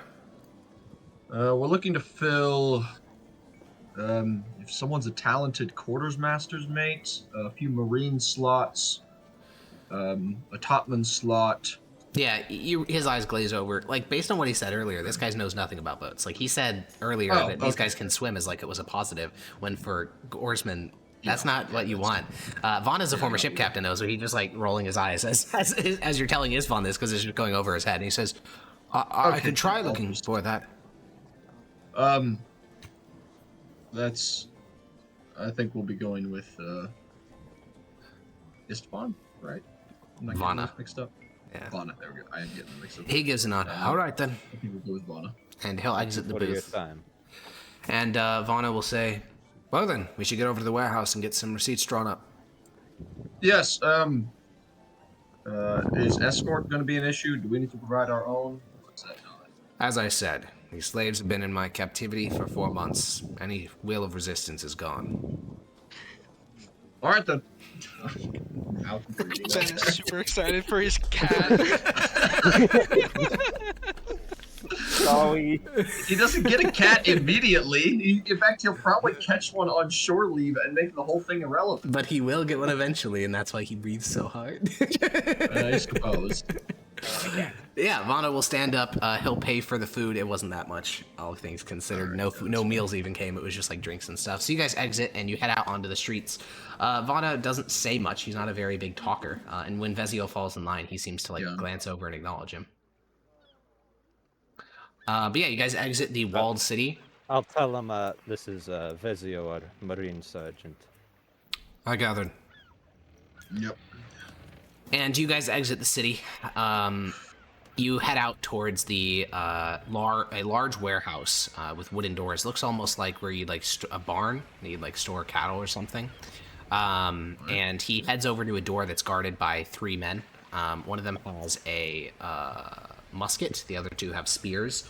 And he heads to the door. He gives a loud knock on it, and he says, "Back away from the doors." And then after a couple seconds, he lifts up a bar and pushes it open. And the stench that hits your nose is honestly like not enough to warrant a con save, but it is horrific. It's like hot, sweaty body smell, like the smell of sick. And it just wafts from inside the barn. Oof. And stepping inside, you see that within this barn that could accommodate maybe like 14 horse stalls, there is about 140 people.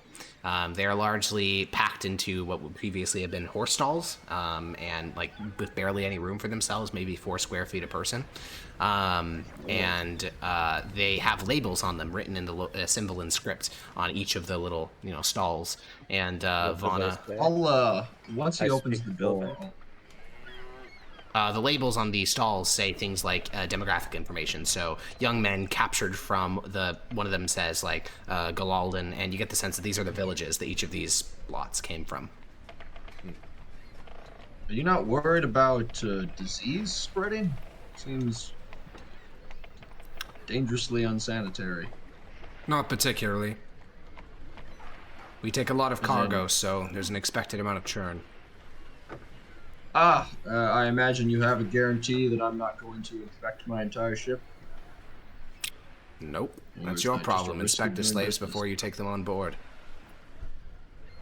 I bet you have a guarantee. Alright,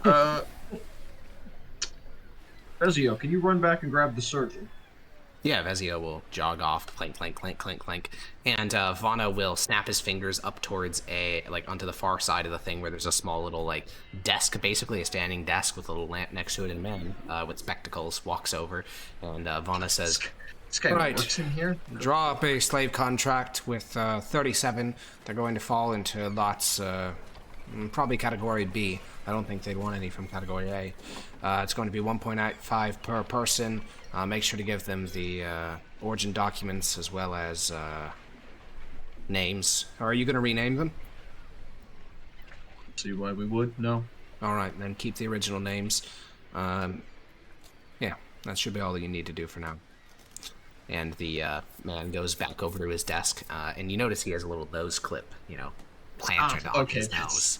That's how he does it. And he heads back over to his desk and he starts to write up the contract. And Vana, he doesn't seem to notice the smell anymore, and he just starts to tap his feet and says, "Well, that's going to take a little bit, but I assume we're waiting for your surgeon to come along and inspect." Yep. All right. Well, this wall is all Lot B, which will fall inside of your parameters between the ages of 14 and 20. I'll look over at Lot A. Do I notice a difference? They are children. Are they all older? Oh! Yeah, no, don't want any of them. Alright. Do I get to pick, or do you have... Well, we got 56 people in Lot B, so if you're only taking 37, feel free to choose. None of them have any particular skills, so they all go for the same. Yeah, that's fine. Alright. Did they all come from the same village? Or? No, there's 6 different villages amongst a lot of them. Probably want to spread it out between those villages as much as possible. Like I said, I wouldn't worry about it. They've been here for 4 months. Any hope of going home has long since vanished. But if you say so. He looks at you. I do say so. Like I said, I was a ship captain. I know what it means when people start whispering about freedom. There's a reason why there's only 56 people in this room. Those villages must have had 800. Efficient, I suppose. Alright, I'll take a look at these sorry souls. What are you looking for? General condition. Yeah, roll a medicine check. I'd rather not. Oh, okay. 13. Yeah, I mean, so they're between the ages of 14 and 20, so they're largely in late teens. They are physically fit. I mean, they were once agricultural laborers, but 4 months of captivity have definitely done a number to them. Yeah, that makes sense. They've started to lose a lot of weight. Probably, like, on average, you guess that most of these people have lost, like, 10, 15, 20 pounds. The reason that's your guess is because a lot of these people once clearly had larger frames, like shoulder frames, but now you can start to like see their ribs and their arms, like you can see the joints like very obviously because the skin is starting to like get down, but they're not being literally starved to death, just starved a little bit, probably so that they're kept weak. But they could probably bulk back up when they're put onto the oarsman position. I think the thing you most notice about them has nothing to do with medicine. It is the hollow looks in their eyes. You have bought slaves before, I mean, obviously, but most of your debt slaves have this kind of fate, like rare hope that one day they'll work off their debt slavery and go home, or maybe they'll be able to take out their captain. And while you don't see any physical marks of what Vana did, they have dead expressions.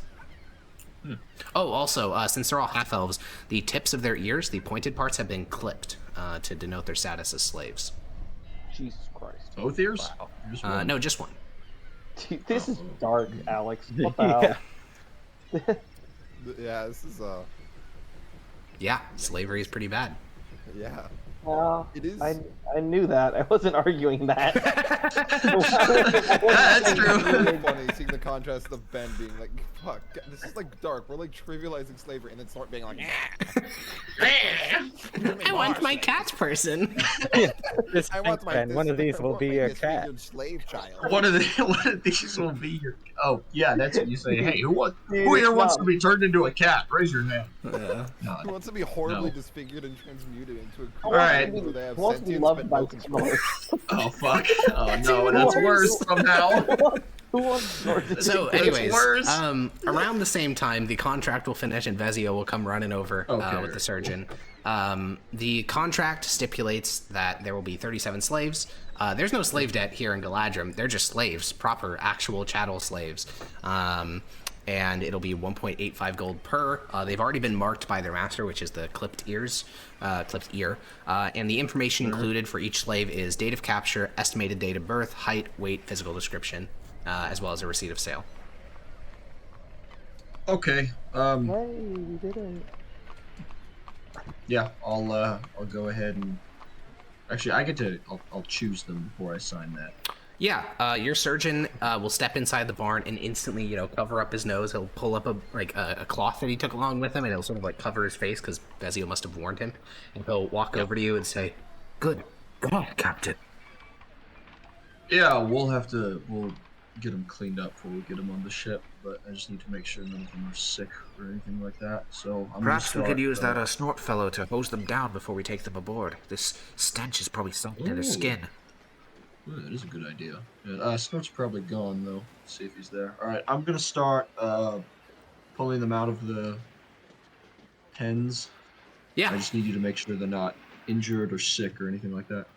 Yeah, he'll do a pretty thorough investigation, and your surgeon has an incredible ability to like dehumanize people he's working on. So after he gets into the rhythm of things, it's no longer gross to him. Like once he's analyzing flesh and not people, he just kind of goes through the motions of like, oh, we'll check them for buboes and check them for strep cough, and he makes people cough to see what it sounds like, and he just goes through all the usual medical checks. It is a reminder that while he's a bit goofy sometimes and he's a bit prissy, he is actually very good at his job. It's why you hire him onto the ship. He is an actual medical professional. Yeah, he's gotten official training in his job. So he's able to desensitize, and eventually he returns to you and says, all 56 of them are in rather good condition. They're a bit starved, but that's nothing we can't take care of. And if there was any sickness running amongst them, it must have been taken care of. All right, then. Yeah, we'll just... I guess Alex, Captain. I'll choose with a Oh, yeah. Captain, we might check to see which ones can speak common, which are only Sylvian. Oh. Yeah, I suppose I'll look to the guy who owns all of them still. Yeah, Vana is the... near his like guy with the contract. He seems to be reviewing the terms because he seems to be very slow at reading. He's been reviewing this contract for like 20 minutes. That doesn't surprise me. Do you expect many of them to not speak common? I don't think any of them would speak common. Oh, okay. They're from rural villages. Never left him before my men came along. Okay. I mean, if they don't speak common, you don't really need to speak common to, be able to row an oar. I'd recommend keeping them chained up for the first couple days, by the way. Oh? Well, when I was a ship captain and we ever bought a new stock, a couple ones would get in mind that this would be their life forever and they'd jump overboard into the sea. Ah. But once they acclimate to their new conditions, it should be fine. Okay, we can confine them below deck. And make sure none of them slip out the toilet. Yeah, you shake hands with Vana. Yep, we'll do that. I'll sign. I'll select 37 of them, I suppose. Sure. 38? 37 is with the extra one. No, we paid for 37, so... 2 extra one, 2 cats. Jesus fucking Christ. He's so greedy. Yeah, cool. Then you shake hand with Vana. I think you see a bit of yourself in Vana in the sense of like this. This is like dark. Actually, no, it's not even dark timeline. It's just current timeline Svensson. If you get like 20 years in the future, because he's former ship captain, is now slave monger. Yeah, and he's just like a manager of slavers instead of a slaver himself. Yeah, looking into my future just with worse breathing skills. Yeah. Yeah, hey, literacy is not a requirement to run a business, okay? That's sure. Alrighty, so let's get some names for our folks. I'm gonna be doing this real quick. We're gonna take a quick 5-minute break while I quickly get these added to the Defiance sheet. When we get back, we'll be going with Blake on some things that he's been up to. Yeah, we'll be right back. Welcome back to Voyages of the Defiance. We are going to dive in with Rudel Stronheim. You said you were going to go do some shore leave, but there was something you specifically wanted to do. So, well, this is the wrong song for that. What are you doing? Well, tell me who's on the ship right now. On the ship?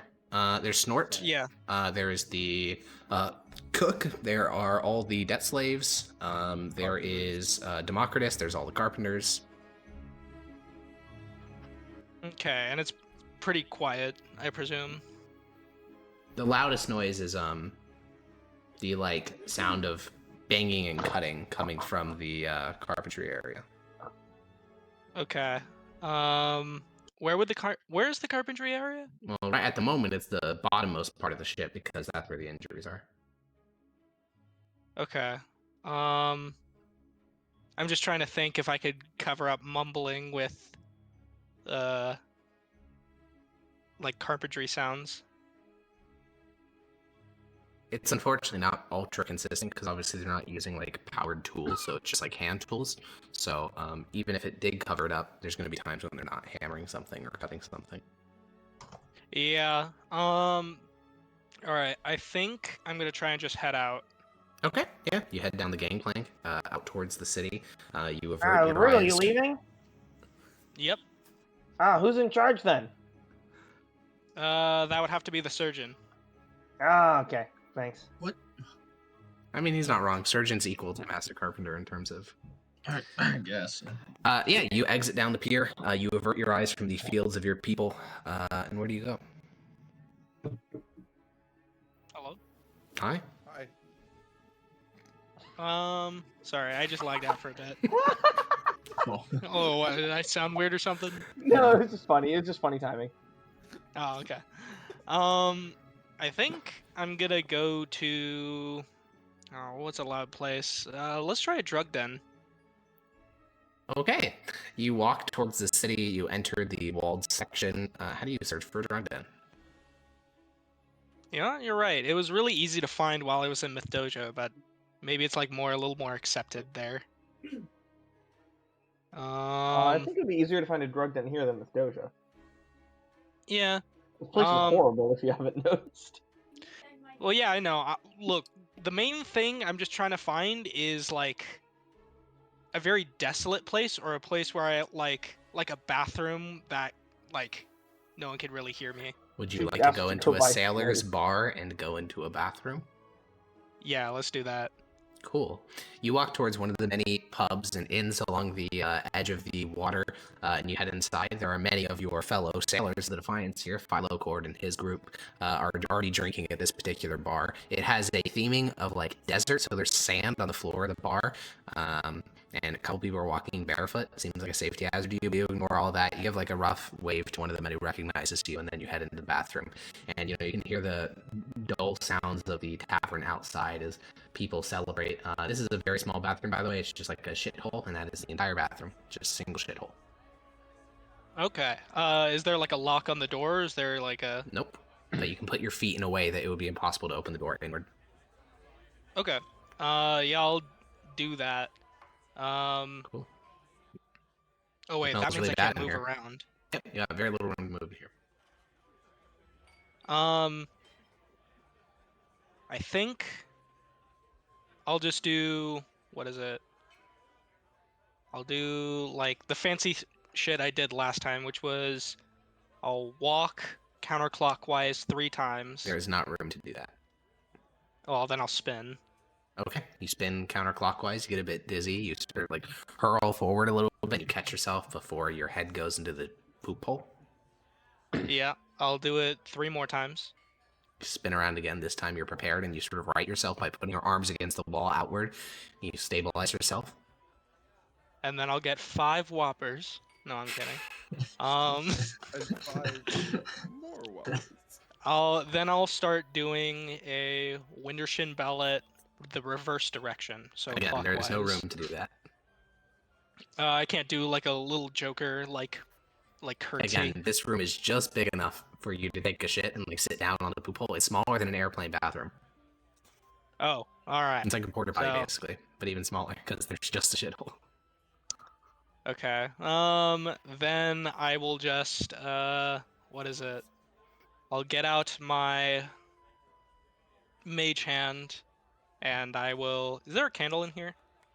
Yes, it's a closed lantern, but same thing. Okay. This time I'll do a dagger. Okay. So I'm going to, I guess, lean back as far as I can, like against the door. Okay. And I'm just going to, what is it? Like slowly have my mage hand, like start to dip the dagger on my chest where the symbol is, and I'll mumble to myself, I wish to commune, now and forever, to you, my worship, Clymretha, Clymretha, Clymretha. Yeah, the symbol starts to heat up, and the closer the blade gets to it, it grows warmer. But there's this level of like searing agony that happens every time Clymretha communicates to you, and when the tip of the dagger finally comes to rest on your chest, it isn't quite that hot. It seems you need to push further to make it grow hotter. Yeah, Oh, okay. fuck. Yeah, I'll start doing that. All right, you push it in a little bit. You feel warmth begin to...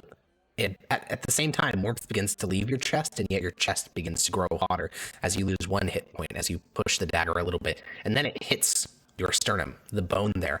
And a small part of you is worried that if that's not enough, there's only one way to go deeper, which is literally break your own sternum. But then the warmth grows so searing that the mage hand drops the dagger. It clatters and hits. You catch it just before it goes into the shithole. And then the flaming agony from it makes you almost go sideways, fetal position. But again, you save your head from the dark hole. And you hear a voice in your head. Dark hole. You always reach out to me in such lonely places. I now have dealt with the previous issues. I am open for my next task. You're so eager. That is a good trait. In the city of Chalcedon, there is a woman of one of my cousins. She must die. Where the fuck is Chalcedon? Do I know where Chalcedon is? I don't know why you would. Because I thought it was on Galadrim, but... It is not in Galadrim. Oh, okay.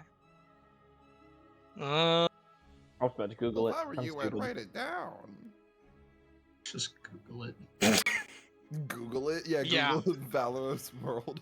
I think Ben said that. I said I was about to Google it. I was like, I opened the yeah. tab. So bad I Okay. didn't want to get credit for stealing your joke. You know, you hear the sound of Let's someone like see. walking towards that, and they sort of like hit the door, and for a brief moment, your awareness, you know, when you're in these trances, you don't see anything, but you're so absorbed on her voice, you don't really notice what's happening around you, and you can hear someone, you know, knock on the door and say, "Hey, are you done there? I've been fucking growing." Just one more minute. And you know, the heat begins to fade slightly, but then it returns, and you hear the voice return. Actually, I can think of something better for you. If we in the city of Chalcedon, speak to me when you're in its harbor. As you wish. The warmth begins to fade, and you hear, you know, a hurried pounding. All right. And I'll put the Rose dagger registered away and like himself. cover up my chest and like head out. Yeah, you open up the door because it swings inward, so you have to like squeeze to the side to open it, and the person practically like tumbles into the bathroom behind you. It's just a large half-elf man, and he slams the door shut, and you instantly hear noises, which I don't want to make with my mouth, but he's aggressively shitting. Yo! Why is Valoros shitting? Yeah, bro was really sitting outside the door going like, I'm gonna brown.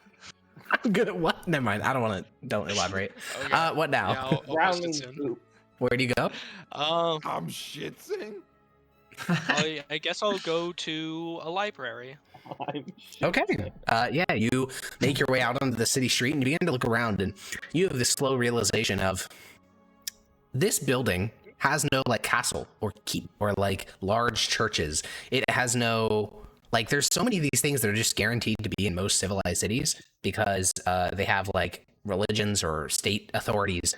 You don't see any of those. Like you see a lot of silver pine buildings, but even those don't seem to. None of them have like, you know, state seals hanging from this. This city almost seems to be in a state of like anarcho slavery capitalism. Damn. Yeah. So is there no like bookstore or anything? Yeah, I mean, you begin to walk the city streets looking, and a lot of the signs here are just pictograms because so many people come through here that are illiterate. So they don't rely on you reading the signs, and you don't see anything that like displays a book or like a scroll or something. I guess I'll. What is it?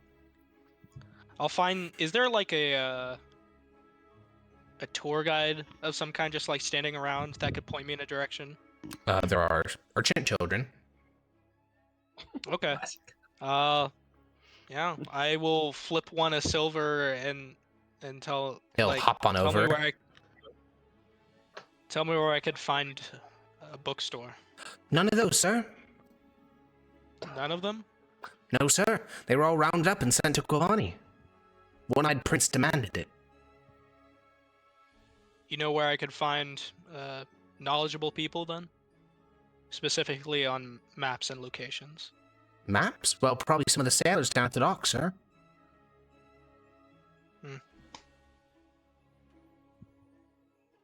It's good enough. He sprints I'll away pat him on with the the silver head. coin. He does not let you touch him. He sprints away with the silver coin. Oh, all right. Speed. I'm gonna kill him.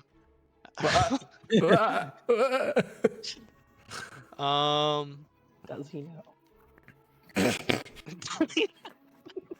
Dude, I love that picture of the fucking Riddler. What are you doing? Sorry, did I get the name of the city right? Is Chalcedon? Or what? I said what I said. I don't know. You should reach out to Clemretha again. Yeah, I'm sure that'll go over well. Or I'll just wait until you post this video to YouTube and I'll write it down then. That means someone yeah. is even to ask, hey bro, what did you say? Because he was like the internet's bad, okay? And I could barely hear it, alright? Yeah. And I'm trying, man. Well, in this case, if any of the other players have the name and would like to share it with Blake, that would be okay. I believe it was Chalcedon. It was Chalcedon. But I like Chalcedon again. You writing that down, Blake? Chalcedonism, alizationism. And then the classic Chelsea D's nuts. Chelsea D's nuts in your mouth. Okay, anyways, where are we going? What are we doing? Riddle. What are we doing? I believe my next task is to find out where Chalcedon is. Yeah. So I'll go down by the docks. You head on down to the docks. There's a lot of bars with people drinking. There's a couple of dock workers, not many, working at the harbor helping take crates off ships coming into the city. There's of course the Seabourn there, the massive capital ship of Galenus, the general of the seas. Yeah.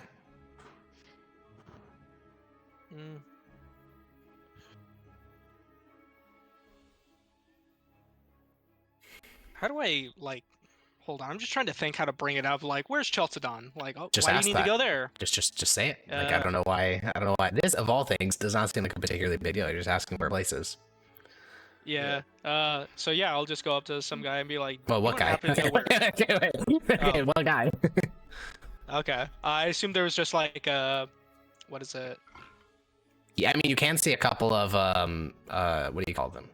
Fuck, I just said it earlier and I forgot again. Dock workers, ship movers, crate movers, dock workers. It's not right, but I'm gonna say that. What'd you say, Ethan? Don't worry about it. Okay, basically longshoremen. I don't remember what I said earlier. Anyways, yeah, they're just sitting on a couple crates, just off shift right now, chilling. Yeah. What is it? I was just gonna go ask them if they knew where Chalcedon was. Sure. Two of them will look up at you like, weird, strange man approaching them. The third one will look at your coin purse.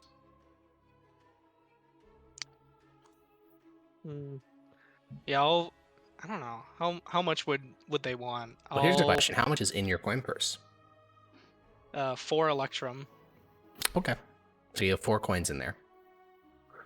Yeah. Okay. I'll flip them silver. Wait, okay, so Well- how much is in your coin purse then? Okay. Oh, total coins? Yeah, total coins. Okay. There's 28 copper, 7 silver, and 4 electrum. Okay, so there's like 30, 40 coins there. Okay, cool, continue. Yeah. So I'll flip them a silver. Yeah, the third one who is looking at you will catch it, and he'll look towards the other two, and he'll say, well, thank you, sir. You wouldn't happen to know where Chalcedon was, would you? The capital of West Exeter. Ah. Yes, the capital of West Exeter. Is that all? Oh. Yeah, that's it. Have fun with your 20 pence. All right. He stands up with the other two, and they begin to walk in the direction of one of the bars along the edge of the water. So I have to go to West Exeter somehow. Well, yeah, that's pretty north, huh? Yeah. Exactly. Exactly where we're going. Yeah, well, we're probably gonna pass it. Not unless you can do some politics, Blake. You just gotta convince people. I think there's have one some specific. slaves in West There's Exeter. one specific person you have to convince. You have your task, and you got some clarification, so we're going to cut to Snort, since you said you wanted to do something after receiving your coins. Yeah, I want to go find Democritus, if he's still on the ship. He stayed on the ship, so you can find him. He's playing... Oh, Phylocor left him, so he's just at the front of the ship. He's writing a letter, and you can actually read... Oh, no, wait. No, you're literate. Never mind. I forgot. Yeah. Yeah, you can read the letter. You can only read, like, the first 2 lines. It says, Aeolian of House Zhejian, former prince and master of Echion. The rest of it's covered up by Democritus' hand. Oh, fuck. Hey, What does he Democritus. want? He flips the letter closed and looks over. Yes? How you doing? Well, little halfling. Frankly, I've been a lot better. Oh, why's that? I find this island rather, Well, I joined the Defiance in search of an exciting, open seas adventure to send letters back home, get my editors interested, get a new story published, get a couple dramas, maybe a comedy out of it all. And I find myself rather melancholy. Why is that? There's not much grand adventure and a lot of slavery. Sorry. He's not wrong. Yeah, I know. Tell me about it. I started writing a comedy about a week ago, after we lost all those slaves in Yechtenberg, but after I reread the first act, I was just sad. Man. Well, do you want any help writing a comedy? I like jokes. I don't think I'm going to write a comedy. Okay. I don't think I'm going to write any play about this. I don't know. I haven't decided yet. I'm writing an old friend to see if perhaps he can help me out with it. Okay, that's old friends are always good. I love my old friends. I don't think he'll be too happy to hear from me, but we'll see. Okay. Well, listen, I'm happy to talk to you about your troubles if you want, but I also came to you asking for a bit of advice. Well, if you're asking for advice, I should give you the proper Democritus. And he tries to, he gets upright. He was like slouched over this crate writing, and he sort of gets upright. He kind of like forcibly like uses one of his fingers to like pull back his hair a little bit. And he tries to present himself, back to the Jewel of Zuri, the first Democritus who joined with the ship, 2 months ago. And he says, well, how can I help you? Well, I've never had money, and I've never been in a foreign city, and I do not know what to do with myself. Well, I can help you out there. Actually, wait, there probably won't be many halfling women in this city, so probably not that. Are you a gambler? Never tried. Could be fun. Actually, we could, if you'd be interested, obviously I did not gain any shore leave since I'm not a full member of the crew like you, but we could go see if there's any performance art here in the city. Oh. Perhaps this could be the thing to pull me out of my melancholy, if I could see some way that these locals have made light of their horrible situation. Why, of course. All right, yes, let's go. All right, well, yeah, sure. And he he folds up the letter and places it in his pouch, and the two of you, Snort and Democritus, walk the city in search of performance art. Yes. And we are going to cut back to something a bit more grim. Svensson, Unios, Georg, and Vezio, the four of you... Eric, before we start, isn't it in Democritus's contract he has to write that play? Well, he needs to make you famous, is what he promised. Oh, all right. So the four of you... However he wishes to do that. Yeah, your contract is very unspecific. He just said he'd make you legends. So the four of you walk back to the ship with your 39 slaves in tow. And as Vana promised, they are like fucking empty husks of people. Again, not sure what he did. It's not like he inflicted great injury on them because it would be very visible, but something. And you guys lead them over to the ship. You pull up Vezio's Marines, but they're not particularly needed. And you put them down below with the debt slaves. The few members of the crew that are there to witness it are pretty somber about it. It's a grim thing, but your business with Vana is not actually concluded. He joined you guys walking back to the ship because he also promised you to get you some local positions. So he's waiting up in the captain's cabin, and the four of you join him, Vezio, Unios, Adrian, and Georg.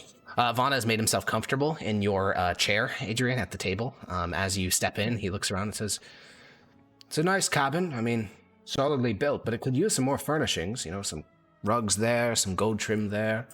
I mean, I know how much wealth you guys have to be marching around with a vessel of this size, and yet your captain's cabin is so plain.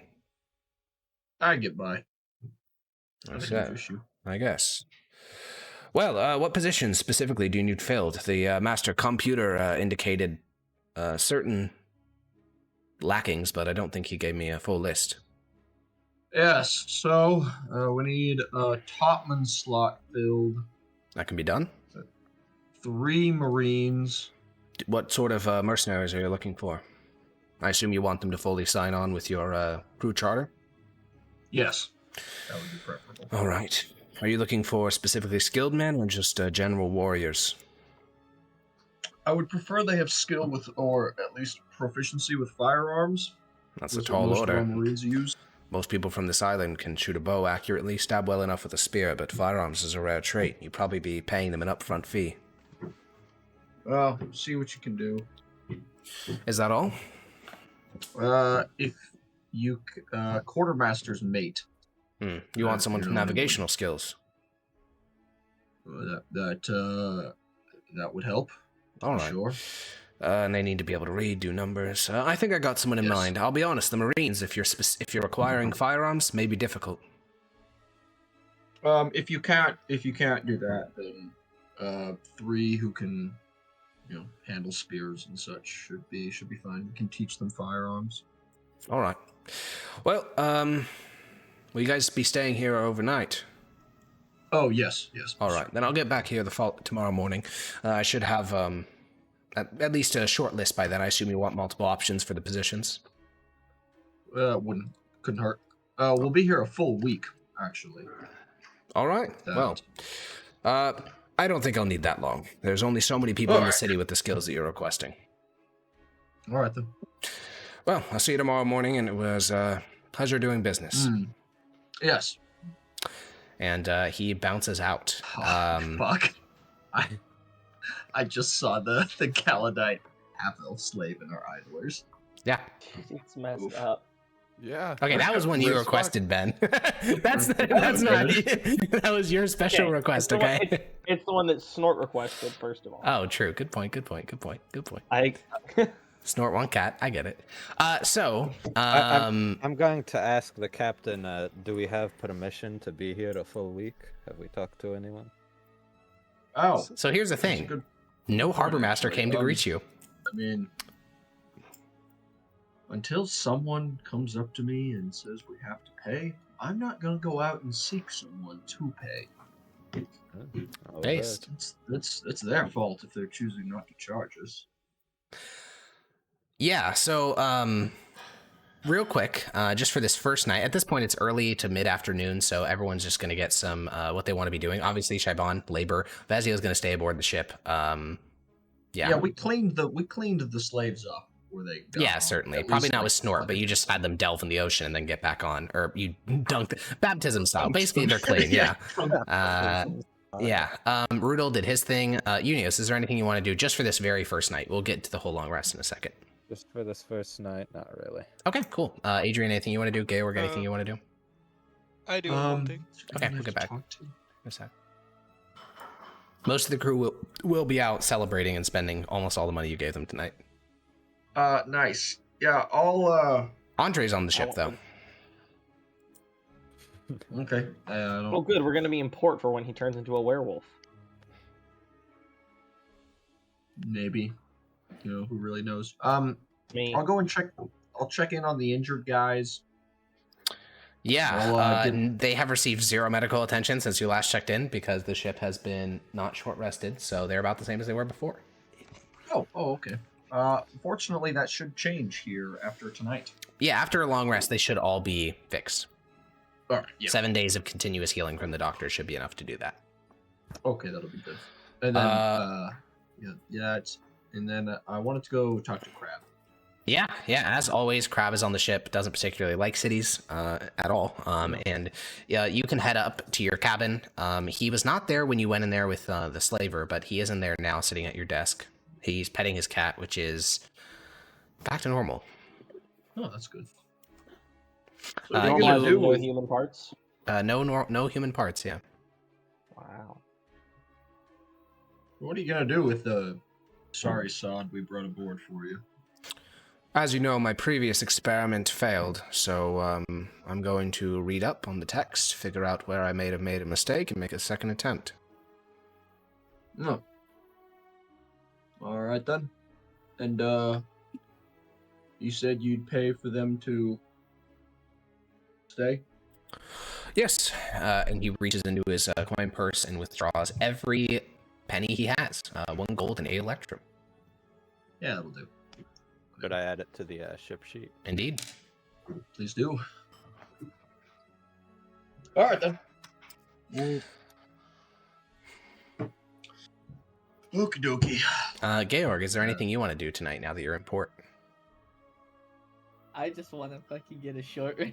Based. Okay, then the we'll quickly cut to Rudel because the Snort Democritus thing is going to take a bit longer. So, Rudel. Is Crab just by himself right now, or is he hanging with I'll be right Adrian back. right now? Oh, Okay. Based.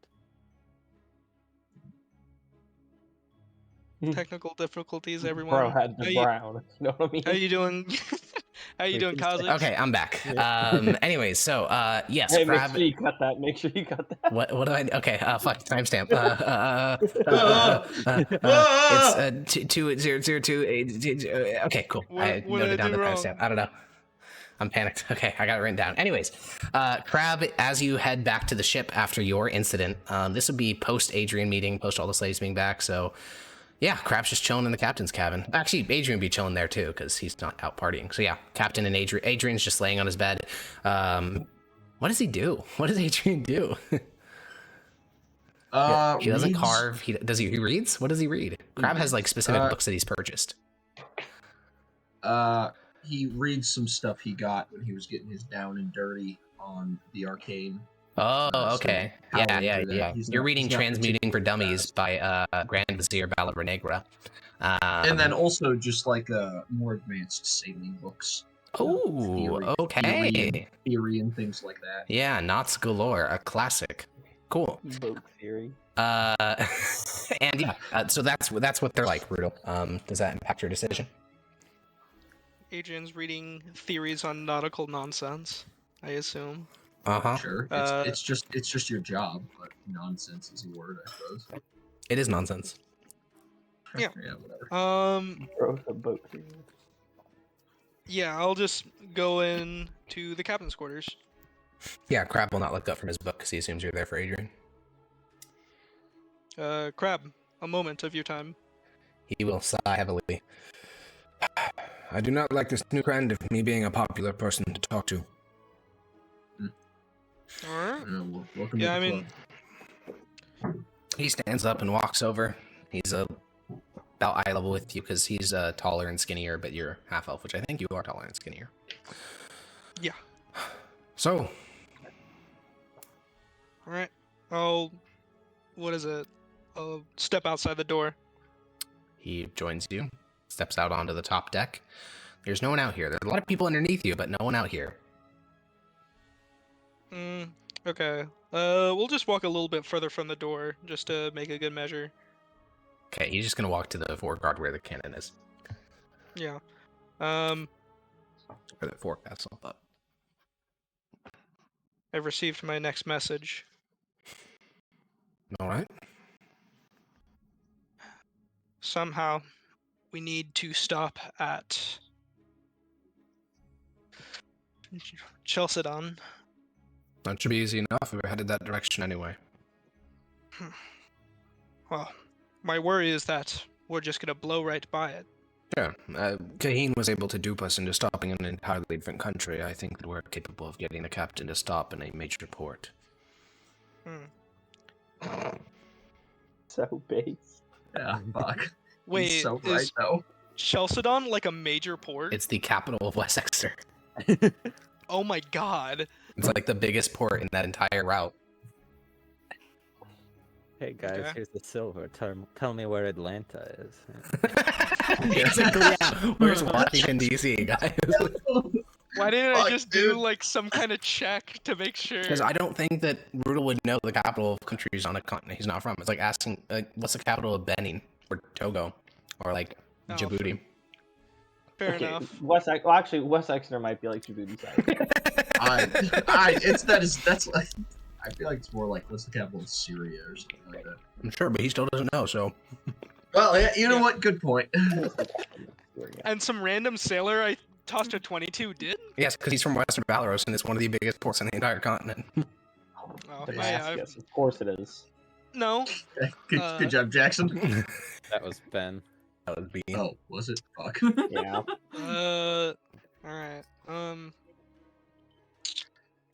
Yeah. Listen, once we get closer to West Exeter, if we really think there's a chance we just blow right through it, we can figure something out. But as it currently stands, I think it's likely we're still there.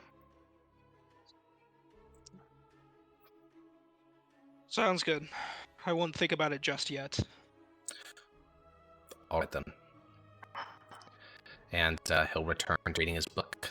and we will cut to Snort and Democritus on the town. All right.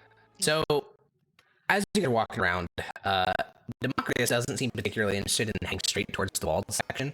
He's just walking through the outer city, which is a mixture of slave stuff. And, he's been trying to ignore it all day, but he feels the need to come to grips with it. So, while you're just snorting around, he's, having a moment. He's having a come to Jesus moment, because his city, slavery is illegal. He comes from a city where slavery is not common, and he's been to societies where it is common, but it's never nice to be face to face with it. So he's grimacing and looking at all this, and you're just snorting and tooting about.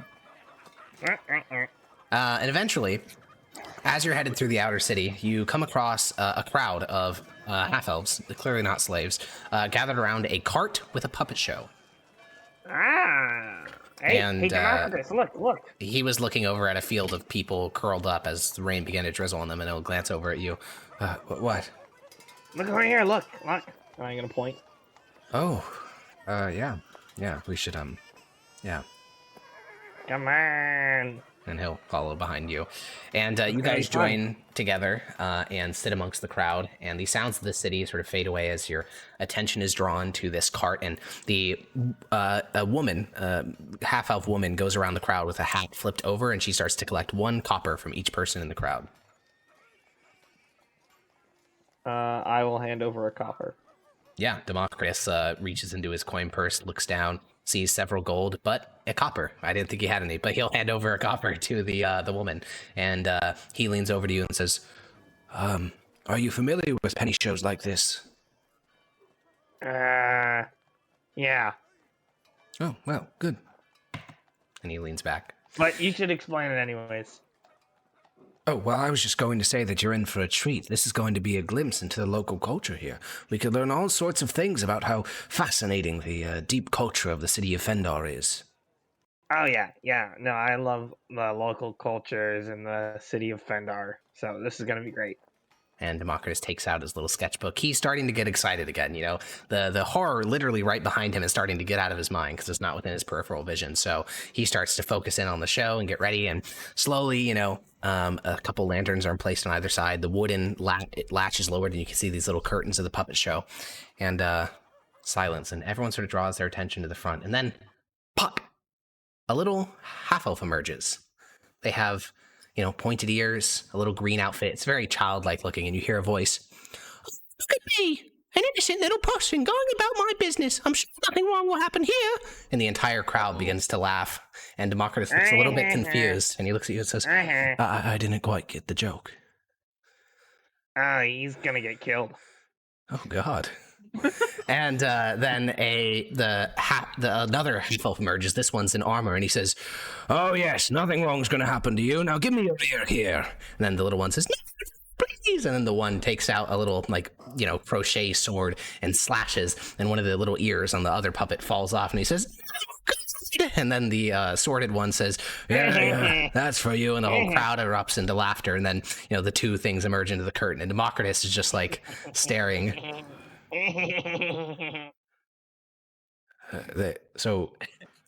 But this is actually happening. Normally these stories are meant to be fictional to make them funny. This is actually happening. Like right behind us, Snort. Yeah, it's fictional. They're puppets. They're being ironic, Democritus. Okay, maybe the second act will be better. They're puppets, but it's okay. I'll And he just stares, and the curtain opens wider, and now a sort of blue backdrop comes from it. There's a bunch of blue ribbons sort of fluttering, and several ships begin to move out, and there's 4 or 5 of them, and they're actually, they're little wooden cutouts, so they're not super detailed, but the paint is quite good. And then there's this, and then a little puppet comes out. It's dressed like a sailor, and it says, "Oh, look at me! Wow, Garajum, such a nice place. I'm sure the 3rd dynasty will never fall. Nothing wrong can ever happen." And everyone in the crowd starts to laugh. And then he says, "Wow, I can't wait to go to the wonderful city Blue Haven, my favorite city in the whole wide world." And another puppet enters. This one is dressed in red robes and holds a little staff. And the puppet says, "I hate Galadrim. I hate all of you. I'm the upstage, and you're all evil." And then, the lanterns, like the lids are opened and closed to produce this light effect, and then each of the ships starts to sink in. Little puppets bob to the surface and say, "Oh," and they drown beneath waves. And as they all fade, crowders to boo as just the Archmage is in the middle, and he says, "Oh, I hate you all. I do not have." And then one of the members of the crowd says, "Oh, we hate you. We hate the Archmage." And eventually the puppet, the crowd. I hate the Archmage. Fuck the Archmage. As the crowd boos more and more, the puppet slowly shrinks away and eventually leaves, and the scene ends. And Democritus, like, you glance over for the first time, and he's just staring. He doesn't even seem offended. He's just confused. Yeah. He looks down at you. You liking it, buddy? I was expecting more wordplay. Oh no, there was lots of wordplay. Was there? You didn't get it? I'm a second language speaker of common. Perhaps I didn't get the complexities. Could you explain? There's act starting. What? Is it? Ew, Alex, I assumed there was going to be a third act starting. Yeah. He says what? Looks at you, looks over at the thing. He's shell-shocked, and slowly the curtain opens, and this time a swordsman emerges, and the crowd, silence. And the puppet's very goofy, but just who the swordsman represents seems to be enough to make the crowd go quiet. And then This is a good one. Democritus. a village emerges. Little houses made of wood, and little puppets walking in front of them, minding their own business. And the tone is distinctly different. This is not like we're going about our business. They don't do any silly voices, just little people walking around, and the swordsman emerges silently, and the whole crowd seems on the edge of their seat. And then the swordsman says, "This is what you have wrought. A rotting kingdom. It's only by the flames that you can be purified." And then one of the townsfolk puppets says, Yeah, can you help us plow our fields, sir? What's that sword even used for? And then the whole crowd laughs, and then the swordsman decapitates the peasant, and a slaughter ensues. Those little red streamers represent flames on the different houses. Puppets are decapitated, body parts are removed, the swordsman angrily cutting, but the crowd just laughs. It's so silly, a stupid guy. And finally, the curtain closes, and the sole operator of this whole establishment, a half-elfin man with very long, slender fingers, emerges to the front. He gives a bow, and a lot of children cheer. A couple people go forward and give him a single copper additional for the little hat collection. And Democritus, he needs the support of all artists, so he makes his way to the front, and he will put a silver into that. And the man looks up and says, "Well, thank you." And Democritus doesn't make eye contact with him. Yeah. Wow. So what did you think of the show? I loved it. The two of you are walking away. I guess I expected a bit more. Oh yeah? Well, in Surrey, street performers like this are the lifeblood of the city. I mean, they make controversial art that undermines the upper classes, the types of things which could never make it onto a main theater performance. I think that what I'm hearing you say is that these people need your help to teach them how to really elevate their craft. I just didn't get it. I mean, why was the third one intense and then funny? I don't understand. And the first one was only funny, but that was arguably much worse. Yeah, I think it might be like cultural differences. Maybe. Is this what you find funny in Hampshire? I'm more of like a go with the crowd kind of guy, so I just really liked, kind of being a part of whatever they were feeling. I see. Yeah. I suppose there's something to be said I'm for... an empath. Oh. All right. Well, if you'd like to see any other performances, perhaps you should count me out. I mean, I know there's something to be said for taking refuge in art from the bleak reality, but when that bleak reality is quite literally behind you, it seems a bit, I don't know, wrong? Maybe. I mean, I'm not going to force you to go to any shows, but I feel like you're too in your head about this.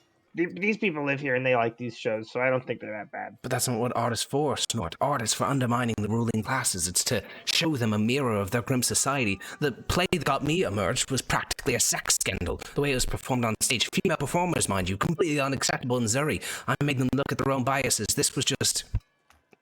masturbatory.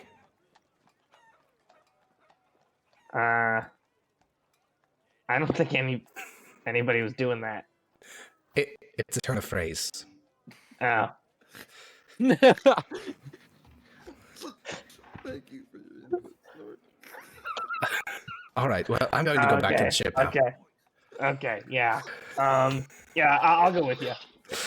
Yeah, and Snort and Democritus, the dynamic duo, begin to return to the ship. Alex, I think you were chopping up quite a bit during that whole thing. Oh, really? That's unfortunate. Well, when you You're got too peaking. high pitched, I think your mic like cut it out. Oh, okay. Unfortunate. Oh, I well, heard like during the entire time he was just being a roll. I just heard Sounds like your peaking. problem. damn. Well, as the two of you return to the ship, we are going to take a quick 10-minute break, and then or 5-minute break, and we'll pick up with the crew on the following day. Well, we have something that needs to happen at night, but we'll pick up with the crew soon. Oh, is it a full moon? We'll see. Welcome back to Voyage of the Defiance. Let me out. Let me out. It's choppy when one of us use the measuring tool. Okay, well, then don't use the measuring tools, Miles. Oh, there it is. Yeah, that's absolutely what it is. Okay. Well, we're going to pick up with the crew that night, because even though you are inside of a city, there's still technically night watch in case any fucky shit happens, but Crab is more than happy enough to do that basically on his own, because, you know how it be. So, 1 second, I'm going to quickly add a note onto my document of when your long rest ends, so it'd be August 5th. Okay. So, Adrian, you go to bed. Okay. Democritus reads you, a bedtime story, and you get some sleepy time. I love those. And a little bit after, well, you don't know the time, but it's really fucking late. The moon's up, and you get a knock at your door. Ugh. Who is it? It is me. I imagine that's Crab's voice. It is Crab. Crab. Oh, there. Yeah. Come in. He I'll opens get up out the of door, bed. and his looming figure sort of crouches down a little bit, stoops to get into the captain's cabin, and he holds up a little lantern that he was using on the deck. I'd like to bring something to your attention. All right. The new member of our crew, Andre. Yeah, what about him? About an hour ago, he came up to the poop deck, and he said that he'd been having strange dreams. He told me about them, asked me what I thought they meant. This can probably wait till the morning, but I believe I have an accusation to level. All right. He sits down at your desk, and he puts up his lantern on the desk so you guys can see each other easily. He Sit down next to him, yeah. The dream that he told me, he said he's been having the same dream for about a week now. He's running on all fours through the woods. He can't control his body. And he starts to feel blood flooding into his mouth. He can tell it because of the taste. And then he feels energy surging him onward. And then he wakes up. It's been the same thing, night after night. And he keeps waking up. And he's told me that twice this week he's slept walk. And people have told him as much. You remember when we originally found him? He was in that ship, coated in blood, all the other dead sailors, and he didn't remember anything. Yeah. He goes over to the desk, opens up one of the drawers, pulls out one of the books he bought back in the city-state during the 7 months of downtime. He puts it on the desk. He flips it open to page 131. It is written in common. In big text, it says lycanthropes. And on the right-hand side, it provides an image of a tall, humanoid black wolf, massive pectorals, lengthy claws, and 2 yellow eyes. And then it provides a description, which Crab will essentially summarize because it's a full page long. Lycanthropes are creatures of curses, and on the full moon they emerge. They cannot be hurt by any mortal weapon except for silver or some magics. I fear that Andre here, as unknowing as he is a victim of a curse like this. And you think that's what's causing his erratic behavior? I think the erratic behavior is only a precursor to the full transformation. Ah, and that would be not ideal on board. Well, based on what I've seen of the moon, tomorrow night we will be okay, but the day after, he will transform. If he is a werewolf, there are other types of lycanthropes that transform at different times. Do you think he's aware of his affliction? He could have been lying to us the whole time, but I don't know why he would have asked me about his dreams if he thought they would incriminate him. Would be odd. It certainly would explain the mess we found him in. How long ago did we find him? Was it about... It was about 2.5 weeks ago. It wasn't... And how long did he say he was out there for? I was thinking about that as well. So, days? Currently, it is the evening of the 20th. Well, technically, I guess it's early hours of the 30th. We grabbed him 2 weeks ago. He reported a shipwreck a week before that. That puts us nearly at the start of July, but not quite. And then he said that he was floating on the waters of the Gulf of Galadrim, for he didn't know how long. So perhaps his weak estimate was wrong. Perhaps his ship sunk. Him and his fellows were floating through the Gulf of Galadrim looking for someone to save him. And then the transformation overcame him as they were floating through the waters. And that's why there was only blood and no bones, no bodies. Just, buy that. Could we test it? Does silver, burn them on touch? Or that happening? This book only provides an outline of the different types of beasts, and only says they are weak to silver. I'm unsure if that would apply to them in their non-beastly state.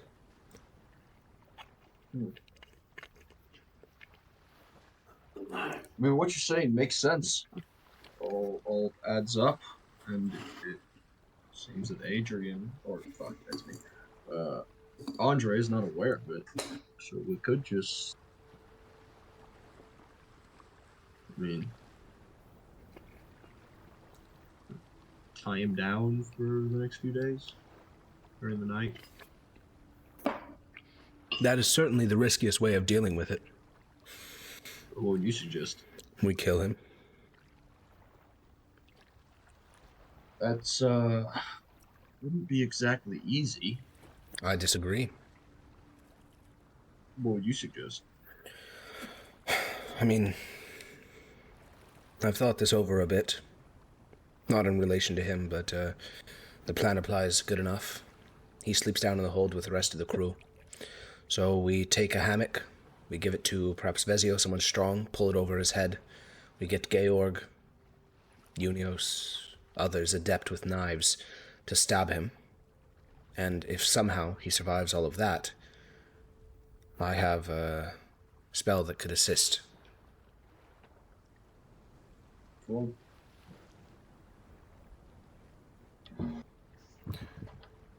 I could strike him with essentially lightning, which I could continue to do until he is dead, as long as we can keep him held down. Below deck. If you want, we can bring him out onto the beach and I can strike him with fireballs until he is dead. That may cause a bit of a scene. As far as I can tell from those drunk men who came back late last night, there is no proper authority in this city. Perhaps it'll raise some eyebrows, but that is nothing a couple of gold can't soothe.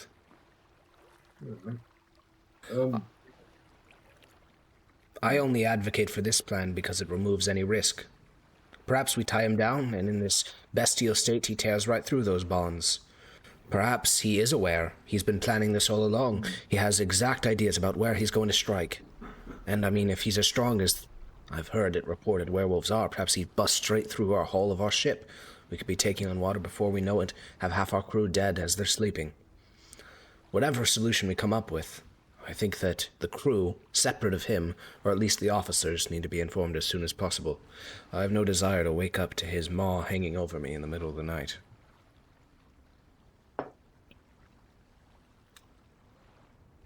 Alright, we could, let's see, we got like a thick chain from something, didn't we? I could wake up the quartermaster and ask him. I'm saying this to myself. I'm looking on the. We absolutely did. Yes. Yes, we did. Okay, we could. Let's see. We wouldn't want to chain him to anything wood. We could chain him to one of the cannon. Like I said, might I suggest something? If you want to risk What it. was that? What was that, Ben? I think that we put him in the vampire coffin and chain it shut. Oh, we could. The coffin, the vampire coffin. Could we put him in that and chain it shut? Again, this all relies on us guessing his strength. Do you think Chang can hold such a beast?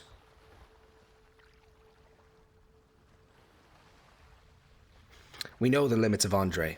I've seen him bleed. During that boarding action, I saw his strength. He's a good fighter, don't get me wrong, but he's still just a man.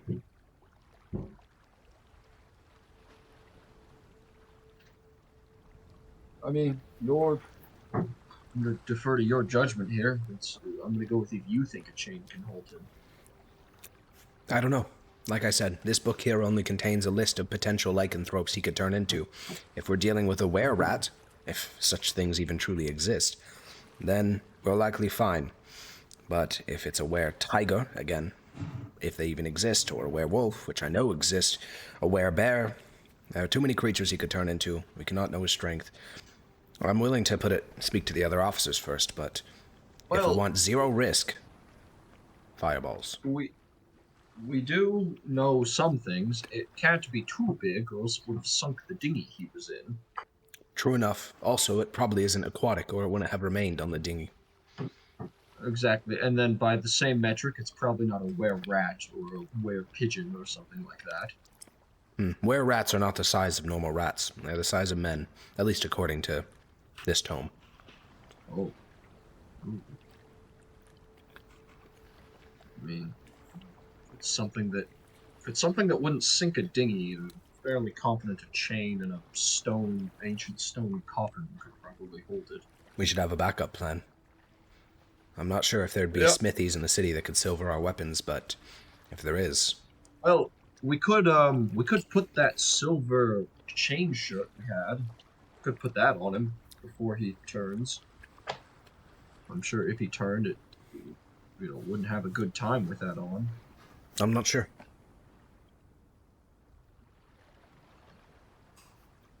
You said we'll be fine tonight and tomorrow night? I double-checked the moon cycle, and yes, we won't have a full moon until the evening of the 31st in 2 days. Alright, we'll discuss with you and the senior officers tomorrow. Alright. Alright, good work, Crab. Yeah. He heads back out onto the top deck. The following day, the long rest begins, Pog. People begin to once again head out to chill out in the city. Many people sleep in because they can. And at the crack of dawn, 6 a.m., you are awoken, Adrian, by the knocking of one of the... actually, it'd probably still be Crab because he's on night watch. So he would knock on your door and say, Captain Adrian, there's a man at the pier waiting to speak with you. Calls himself Master Vana. Oh, nuts. I thought we got away with it. Alright, I'm coming down. Got away with what? Staying for free. Oh. No, this is the guy that we're buying stuff from. Oh, yeah, that's right. Yeah, I did that. Yeah, you descend the docks. Master Vana's there. He looks bright and chipper despite it being before the sun is up. And you descend the gangplank, and he gives a nod at you and says, all right, I got a list for you.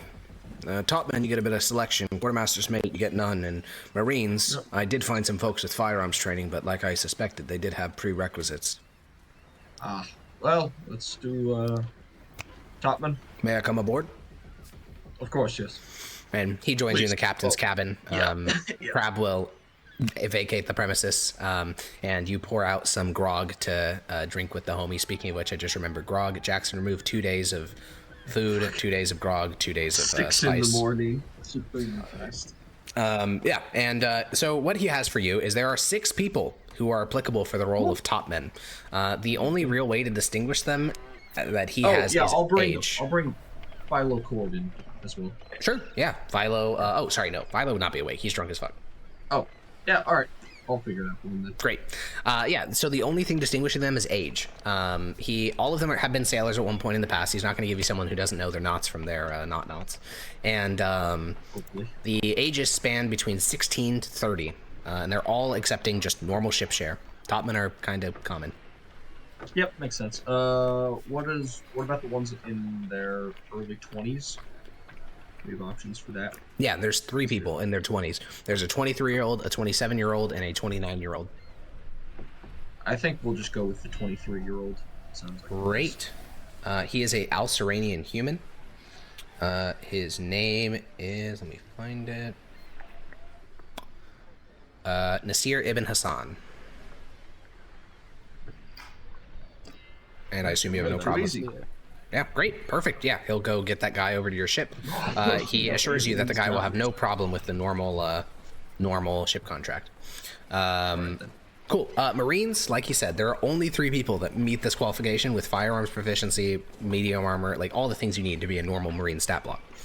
And all of them kind of jointly demanded similar things. Basically, they want 5 gold worth of value. Each of them wants it in a slightly different way. So one of them just wants 5 gold. He just wants you to pay him 5 gold, and then he'll come on your ship. It's a pretty small amount, considering, but he must need it for something. The other one would like... I think that's way less than a ship share will turn out to be. Yes, probably, yeah. The other one wants 5 gold in fire moss as like his allowance, basically, while he's on the ship. And the last guy... Wait, like 5 gold once? Worth of fire moss once? Or No. Whenever he wants fire moss, he wants you to buy it for him, up to 5 gold. Eric, is this in addition to a ship all right, share? Yeah, this is all in addition to ship shares, yeah. Okay. Yeah. Oh, he wants 5 gold and a ship share? Yeah. The first guy? Oh. And the last guy, it's not so much it's like, basically, he needs you to give him this. There's no negotiation. He needs a steady supply of mother's milk, aka opium, if he's going to be on your ship. What happened to the dwarf's supply of mother's milk? He still has a bit on the ship, but he was really low. He's going to buy some new stuff. In the Ravinium, I think, is where he stopped. I remember on his sheet he had like barely any left. Were we paying for his, or was he? No, he paid it through his own forwarded advances. But this dwarf is demanding that you pay for it. And how expensive is that for one person? Assuming he's not abusing it and he's taking 1, medicinal level dose, basically enough to knock you unconscious, it's probably going to end up. We probably will just remove it from a ship share at the end. So functionally, in terms of like actual accounting, you're just paying him less at the end of the journey. Oh, yeah. That none of those should be an issue. How much fire moss do we have? Like you have enough actually. So yeah, the only thing you'd actually have to remove from the ship is 5 gold. Okay, yeah, that's fine. That's acceptable. Cool, yeah. All of this is fine. Cool. We get 1 Galadite half-elf named Rawian of Fendar. Galadite half-elf. He is 35. He is a Marine, of course. 1 ship share. Not applicable because it doesn't have a player class. And then we have healthy. Are these guys going to be subordinate to Andre? I think I promised Andre 2 of them. Actually, I don't think I promised him anything. No, you promised him 2 because you made him a Marine lieutenant, but... Yeah, Rawian of Fendar can stay under Vezio. Well, I guess they're all under Vezio. Yeah. But Andre can get 12. It may not be an issue. If he dies? But yeah, he can get those last 2, yeah. Okay, cool. Okay, so this is, oh god. Andres, there we go. Andres dude. And Andre's dude. And then the final person we have is Orsic, Rockstaff, Blue Mountain. Al-Hazud. Dorf, yes. And he is 153 years old. He is a Marine. Okay, cool. It's so That he old? Yes. Good. That's good. Yeah, and then the final position for Quartermaster's Mate, he will shrug and say, all right, I wouldn't be in good conscience if I didn't warn you in advance. So, Dorian, the person I'm going to pitch for this position, is a known liar. He's a gambler, he's a cheat, but he does know numbers, he knows math, and, I'm just going to ignore what he said, but he does have the ability to do navigation. I know it for a fact. I don't know how he got it. He's given 6 different stories as to where he got that skill from, and I'm sure, you know, when you meet him, he's gonna, you know, lie your ear off, tell you 1,000 different stories. But I mean, he can do the job. Do you think he'll steal from the ship, be the quartermaster's mate and all? He never stole from me. He did gamble away all of his ship leave, though, so, you know, if he starts requesting more than once, then just say no. Good enough. That's, you know, that's pretty common. So, whatever. All right, then. Most of my guys have already spent all of their ship leave money. Oh, and if he claims to know a nobleman in any city, really, just ignore him. I once listened to him on that, and my crew nearly got arrested. Nice. Yeah, that sounds about right. Where's he from? He's from, oh god, it's one of those Northern Kingdom shitholes. Estenia, I believe. Oh. Alright. Just getting a weird sense of deja vu. Well, anyways, I think that's the extent of our contract. All of the folks report to your ship later today. Or do you want them at the end of the your week? I'll take them today. All right, then. Well, I think this fully concludes our business. You know, we keep a tight ship here. Last night I was peeking around. I mean, you know, just being honest. And, you know, that fella you have on watch, he's surprisingly alert. Yes, that's... he does come in handy. You know, when he was reading that book of his, I thought maybe I could get on, you know, get a bit of extra payment. Seems like not. Well... You know, no fucking way. I could be angry, but you know, that's. If that made you angry, I suppose I'd be a little surprised if you didn't even try. Exactly. I mean, that's just how business works in Fendar. But hey, you did your due diligence. Fair enough. Yes. And yeah, he shakes your hand. Shake his. He bounces out. Off he goes. Fuck yeah, dude. Crab's paying dividends. Well, he also rolled bad on his stealth check. But yes, Crab did well, that would... Because Crab's passive perception is only 12, so... Cool. You should just make Georg the night watch captain. You should, but he also has a lot of jobs already, so...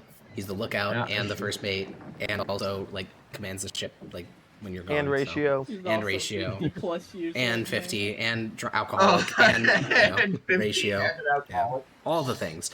So, at about 8 in the morning, Georg, Adrian, Unios, Rudel, Shaibon, Vezio, though he's not here, and probably not Snort, meet in the captain's cabin. So everyone but Snort meets in the captain's cabin. I noticed that everyone's going to the captain's cabin, and I just start following. Yeah.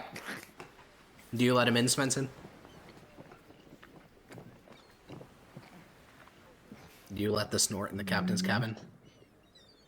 This is about the werewolf incident, by the way. Yeah, yeah. Hey, Captain. I just kind of wave and just start walking in. Yes, Snort? I know, I saw that we're meeting. I'm here. And I just walk in. Crab looks at Snort and then looks at you. No. I'll stick my foot out in your way. Oh, hey. This is what's up? Senior officers. Yeah, Svensson, I know, I'm here. There is one reason to include him. Oh? He can spellcast. Yeah, I can. You'd have to be very quiet, though. I'm quiet. You're not. Alright, I'll move my leg out of the way. Going in. Alright. Yeah, Shaibon joins a little bit later. Unios and Rudel come up a little bit after that. And, you know, you guys are all assembled at the table. David Cook has brought breakfast up to you all, so you're eating real food now. Sausages and a bit of wine, you know, from one of those kegs. You're eating it up. You're living it up as you have breakfast in the captain's cabin. I've never had wine before. I have a little sip. Yeah, I do not. The moment I see that, I'm stopping from drinking. Do you know good to get drunk at 7 in the morning?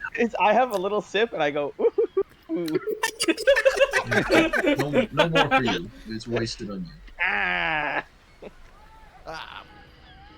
So, get right to the point.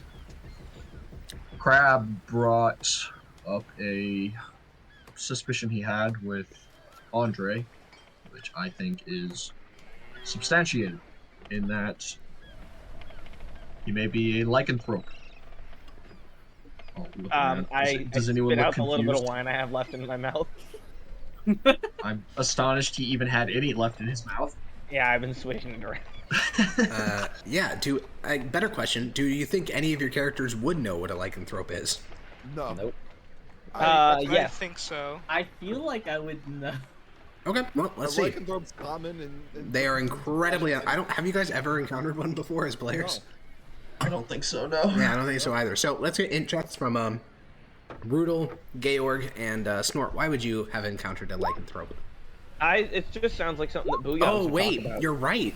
Booyogs do turn into... Oh, shit, wait, yeah, you don't even need to roll with this. I forgot. Do you know what a Bargeist is? No, well, Snort does. True, yeah. Basically, when a Booyog accumulates enough power, sometimes they become an avatar of either Grosh, Anket, or whatever, and avatars of Grosh are like these horrific fucking dog creatures with goblin faces, which are called Bargeist, and that's basically a lycanthrope. Like, I mean, essentially the same thing. So, yeah, Snort's fine. Georg, you know the term lycanthrope as like a curse, and you know of werewolves and werebears, and you know that they're weak to silver. That's the full extent of your knowledge, which is basically most of what's relevant here. Rudel, you just know lycanthrope mean cursed creature, and sometime turn into animal. Well, Oh my god. Alright, it's, On our boat?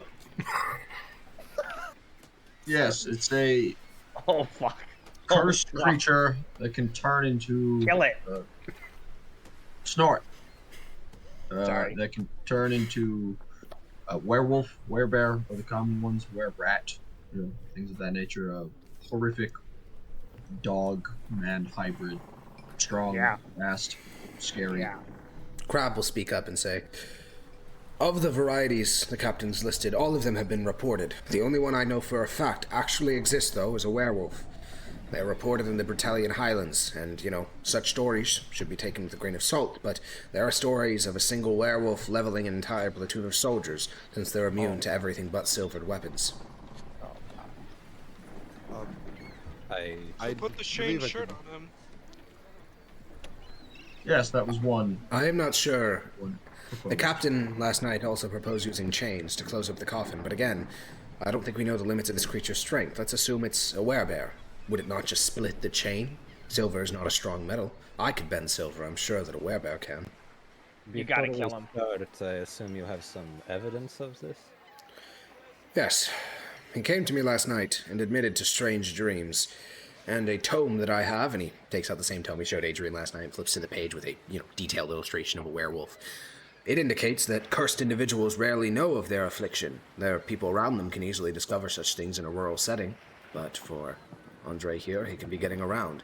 And I suspect that the strange dreams he's been experiencing, which involve him running around the wood on all fours, killing things, eating their blood, I believe that it connects to his oncoming transformation.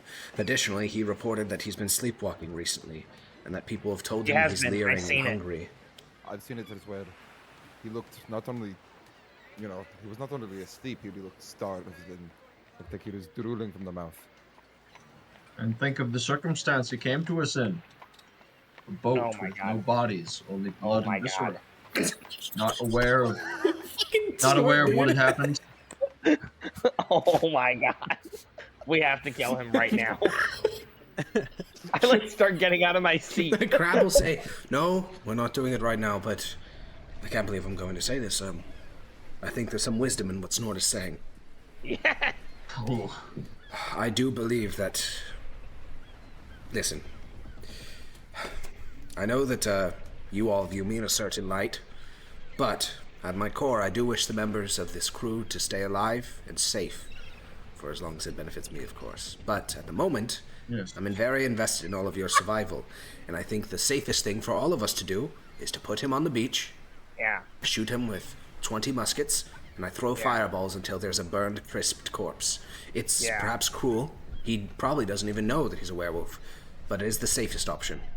Yeah. Well, all of this does sound reasonable.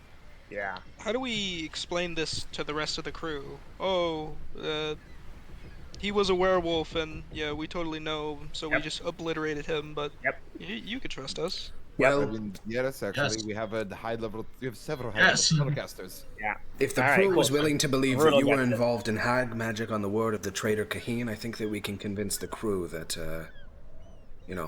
he's a werewolf with ample evidence and his own dreams turned against him. I doubt that actually, I don't doubt that many of the other crew have also seen him sleepwalking. Agreed. Crab, Yes? can we not just get him in here and slit his throat?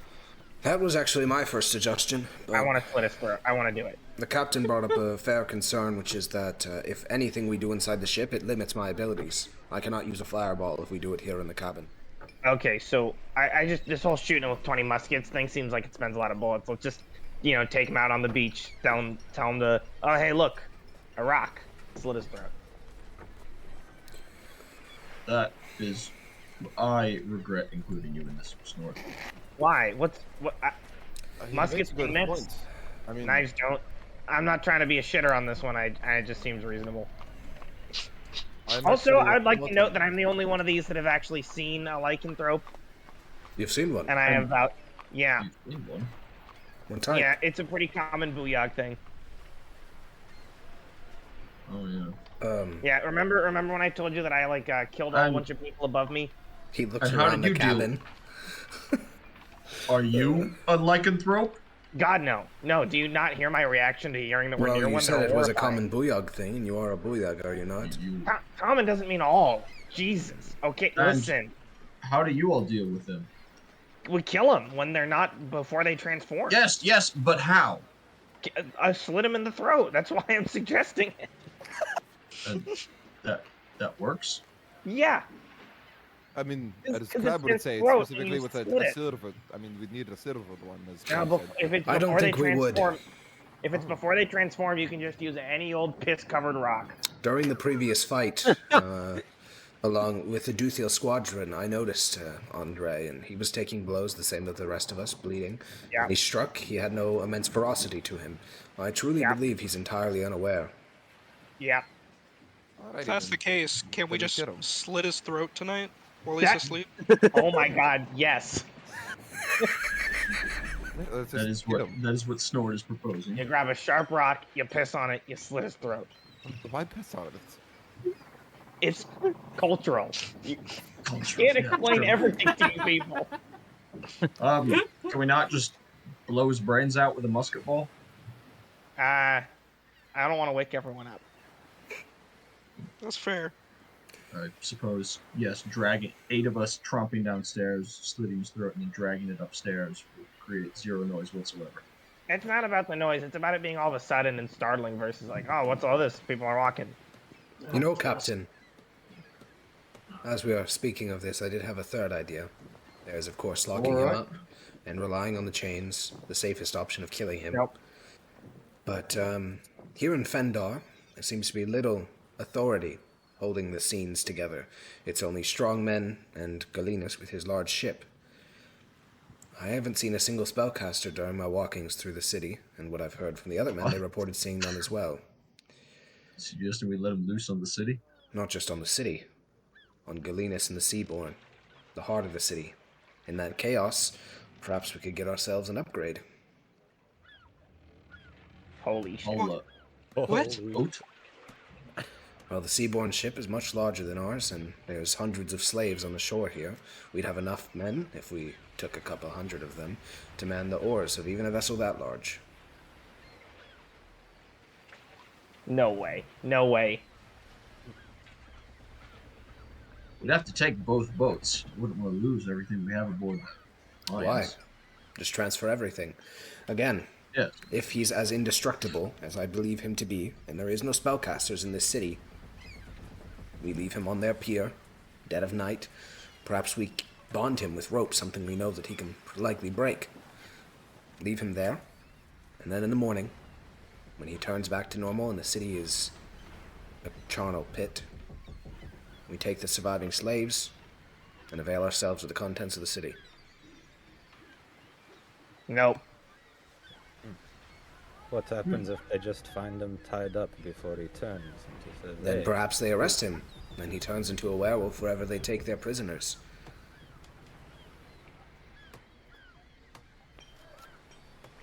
Well, I have an issue. What's to stop him from retaining some measure of intelligence when he changes and charging down to the Defiance? Well, we could be offshore in the if that's a cabin. major concern. Just sit out in the harbor 300 feet from the shoreline. That'd give us plenty of warning if he begins to swim in our direction. With our new acquisition, he could easily row away. Yes, that's very true. I had expected more pushback on killing him, but seeing that we're all being open-minded here, I suggest we go for the maximalist position. No. Crab, listen.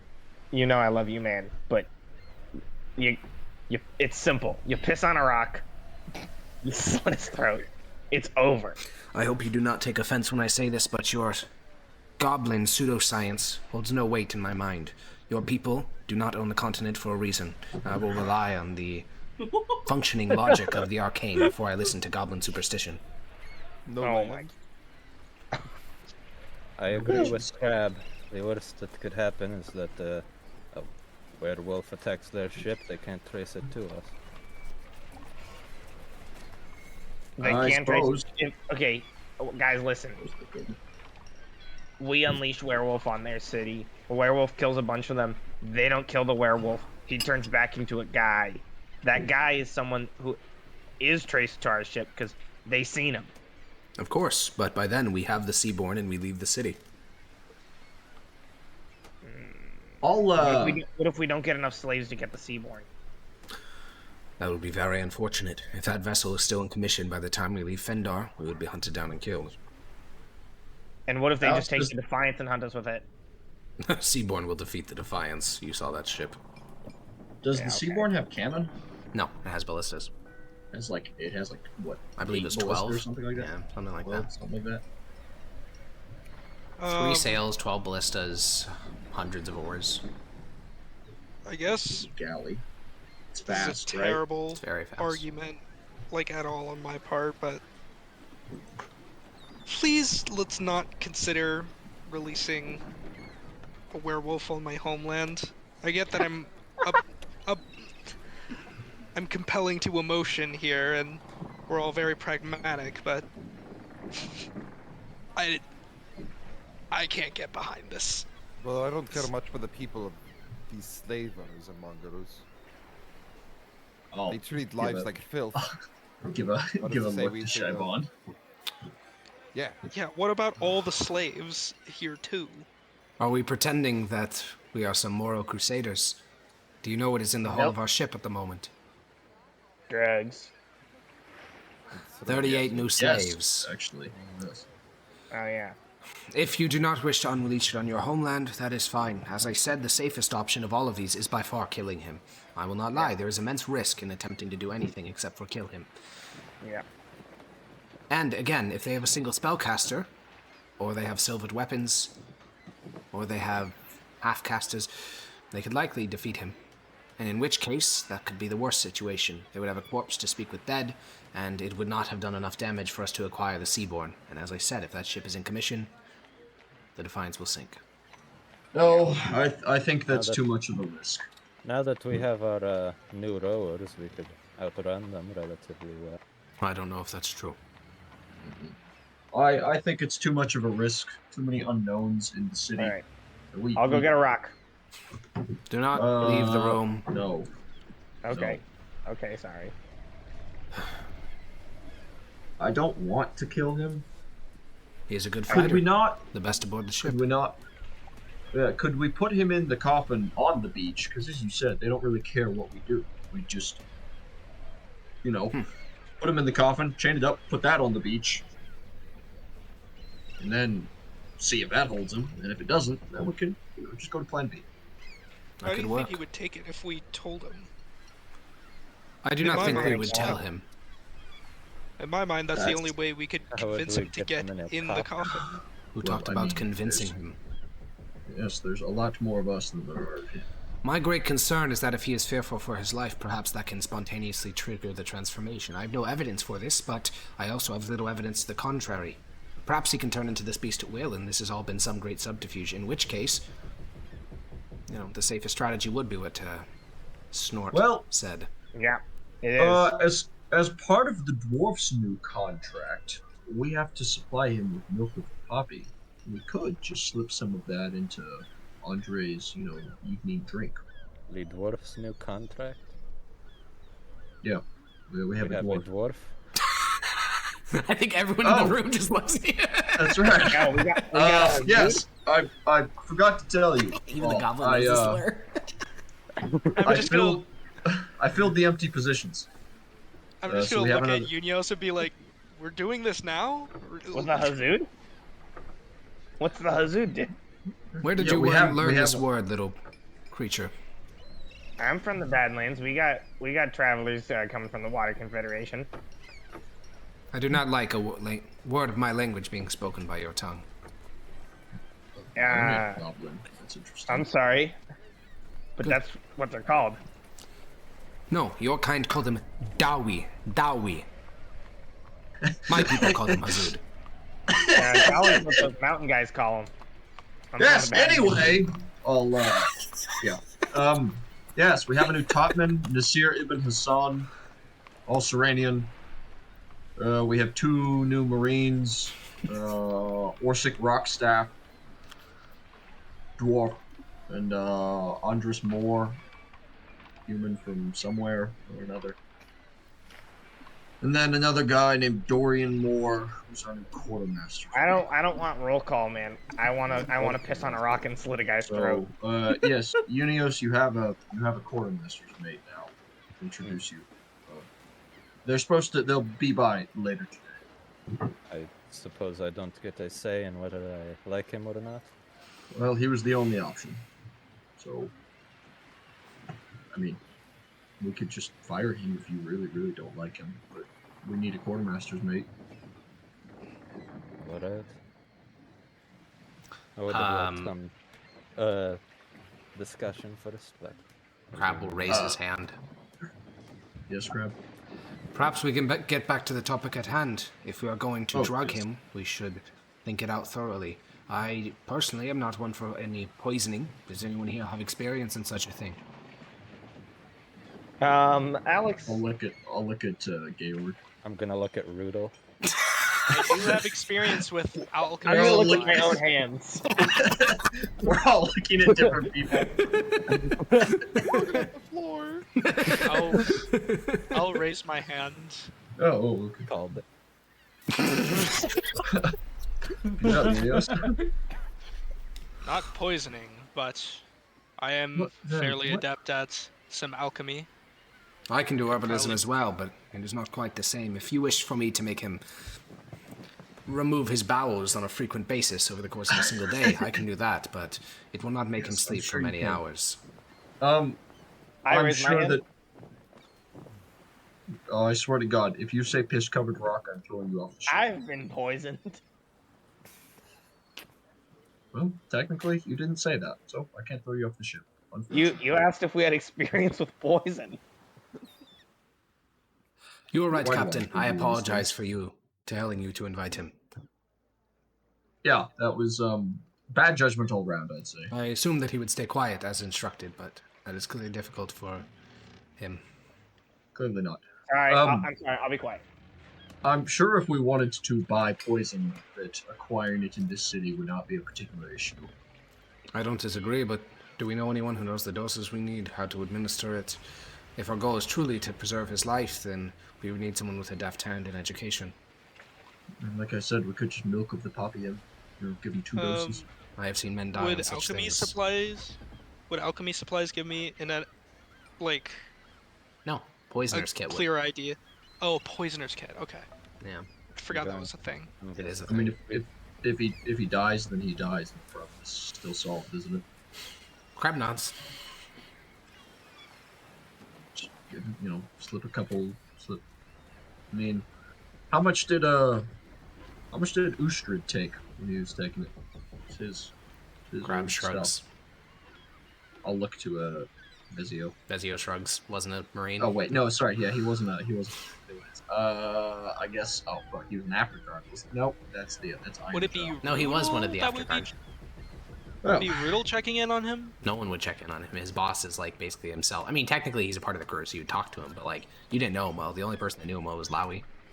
Lowy Colton. I'll go ask Lowy at some point. He might know. Crab will nod and say, Oh, and fuck yeah, dude, Lowy's on the ship. Hot shit. Well, at least we are considering this. I will make it known that my preferred solution would be to kill him, but I am more than happy to assist in acquiring poison. So, I'm just saying we give him 2 doses of milk of the poppy and use that to get him in the coffin. All right then. We already have that. Up for a vote, or are you making the decision? I do not think it's advisable to make this a public vote. Not the public It would vote, certainly but not be a between us. public vote. I mean, does anyone have any objections? To you putting him in the coffin? Sorry, I raised my hand. Do not call him. Alright. Anyone else have any objections to my hand us? down. To us, Sad. to us going with Plan A being lock him in the coffin on the beach and see if that can hold him, and then if that can't, we'll just blast him into non-existence. I nod my head yes. I'm gonna raise my hand more in like because I have a question. We do not need to be raising hands. That is You don't just for have the to creature. raise your hands. Oh, fair enough. So, just to get the plan straight, our plan is to get him in the coffin with the chain shirt or some kind of bindings. And, how long do we plan on keeping him in there? Until sunup. Till sunup. And if we're gonna sit there the whole night, and if he breaks free, we're just going to obliterate him. We are going to shoot him as many times as Vizier's Marines can offer, and then I will throw fireballs at him until he is a charred corpse. I'd say it's preferable to just kill him, but if we're prepared for this, it could work. Sounds fair enough.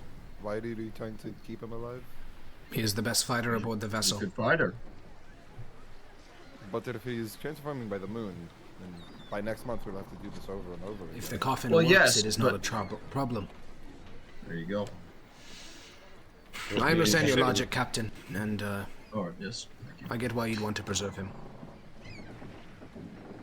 Would he even be willing to listen for our explanation of why we put him in a coffin? I don't think he'll remember any of it. Again, he's either a genius liar and he's been lying for the entire time he's been aboard our vessel, or he recalls nothing of these sleepwalkings or transformations. And I mean, he asked you about it, so unless he's like you I said, concur, yes. Oh, So if we drug him with this milk of the insane. poppy, he will fall asleep and wake up entombed in a coffin, and at that point we can explain what took place.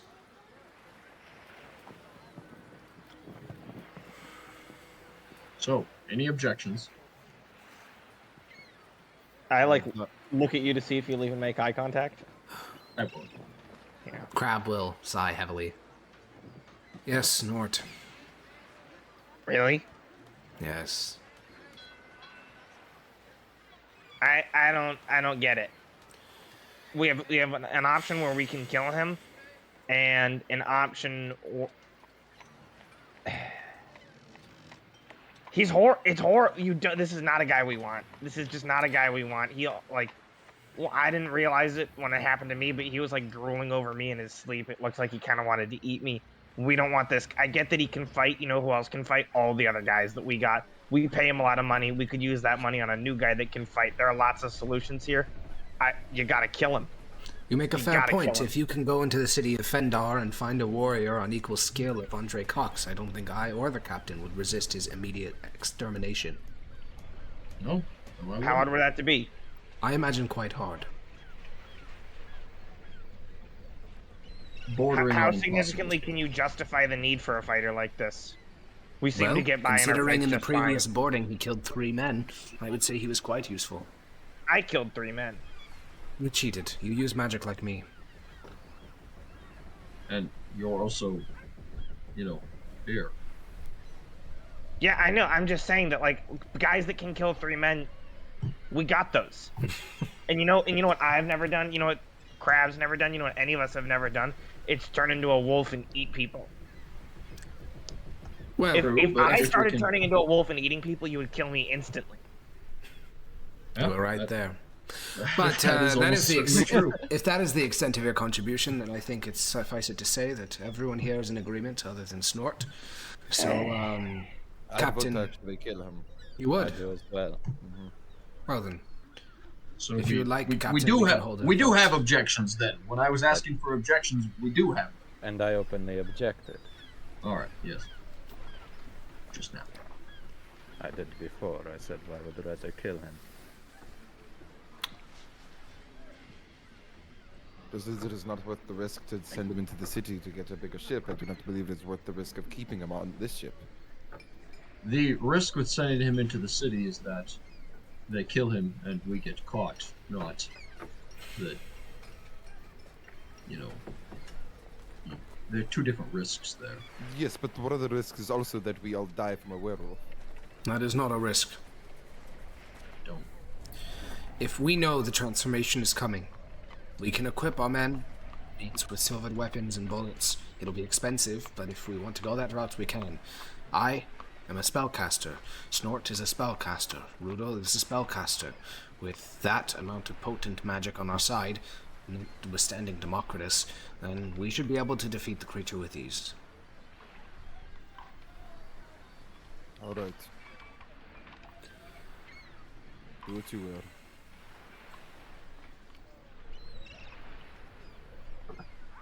Right Wait, then. sorry. So what's the tally of who's siding with what here? There's been no official vote held, so unclear. I know, but okay. I would give the final decision to Adrian. I say we get up and see if we can take him. Now, there is the downside that if we do have to fight him, that would absolutely interrupt the long rest, right, Alex? Yeah, but you're one day into it. It's not much of a downside. You know what? That's fair. Guys, look, we got two options. We could either kill him when it's easy or spend lots of money to kill him when it's hard.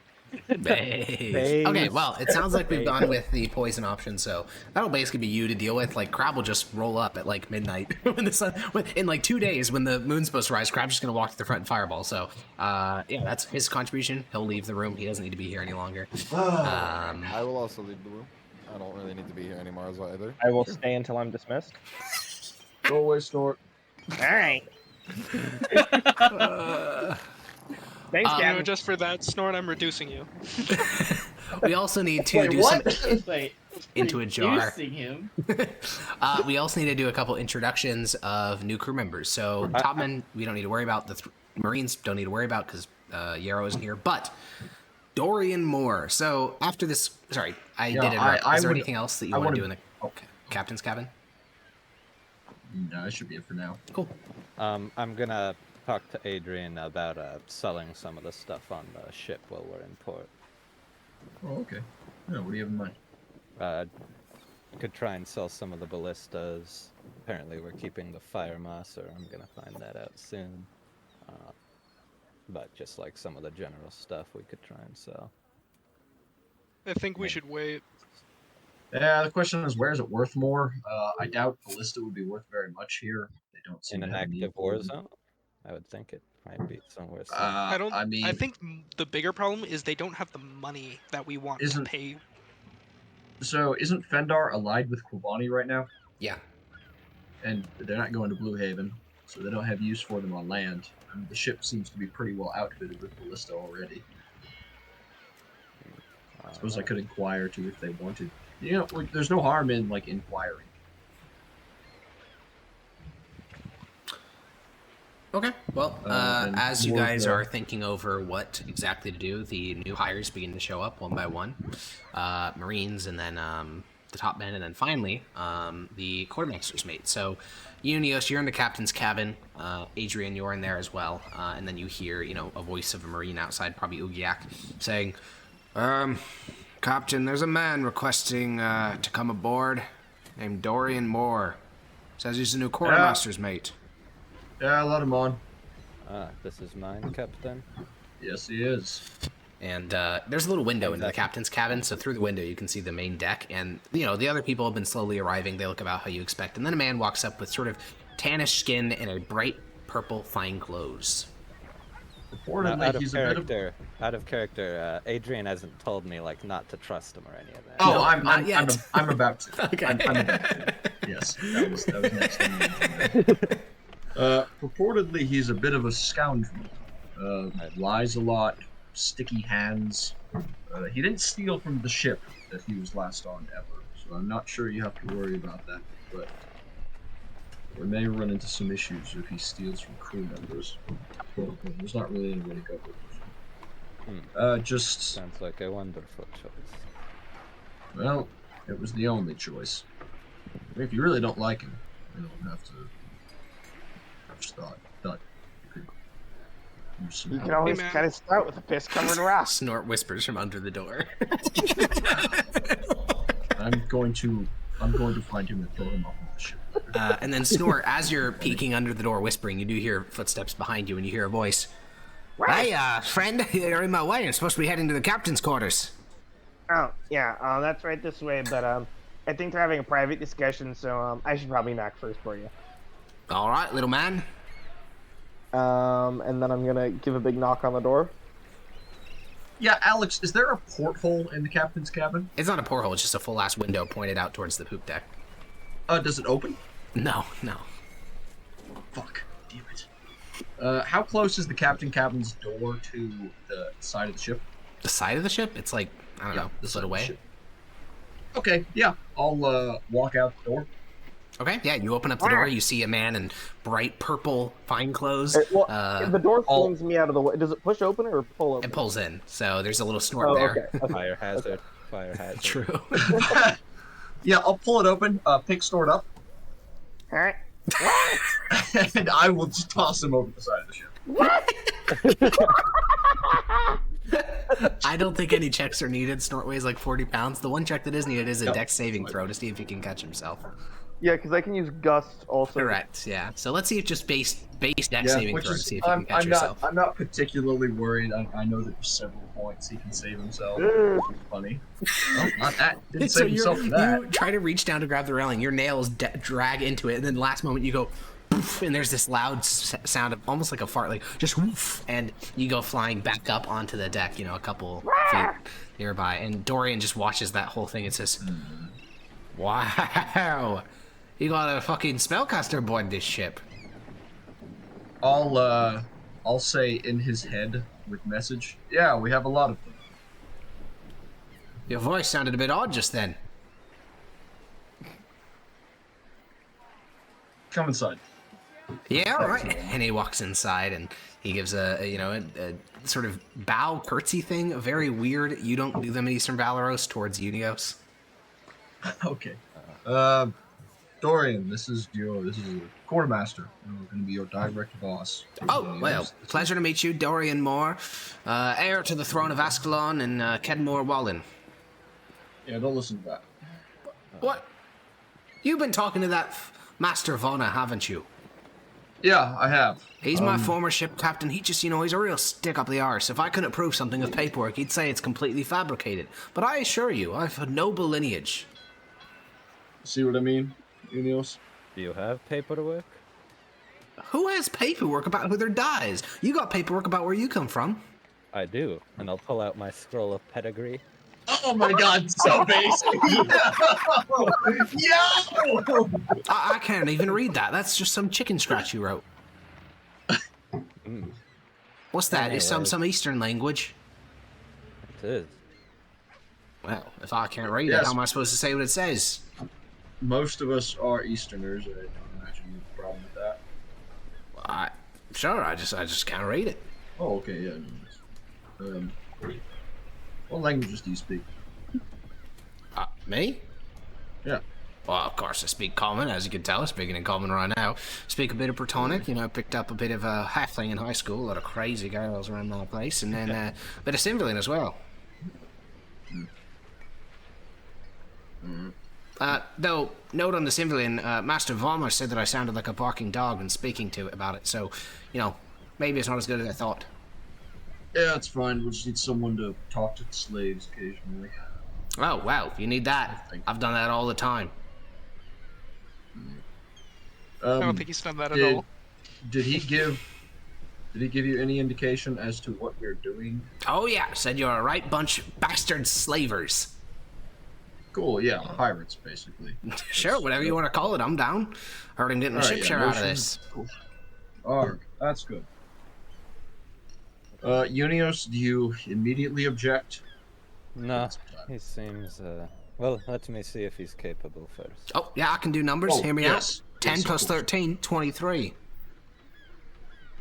That's correct. Let's. Yeah, you want to convert 20 coppers to Fire Moss Addicts? The answer is 2. Because you get 2 half doses, give them to the lads, they get stuck, and then you got yourself 2 full-time customers. That's that straight math.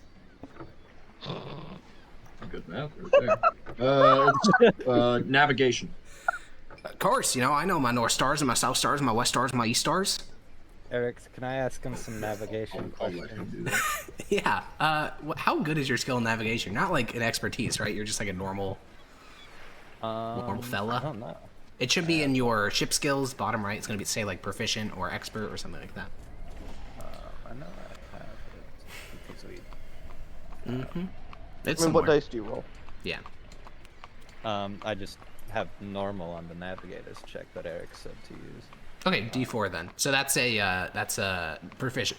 So you're proficient enough. So just roll me an insight check. Insight check.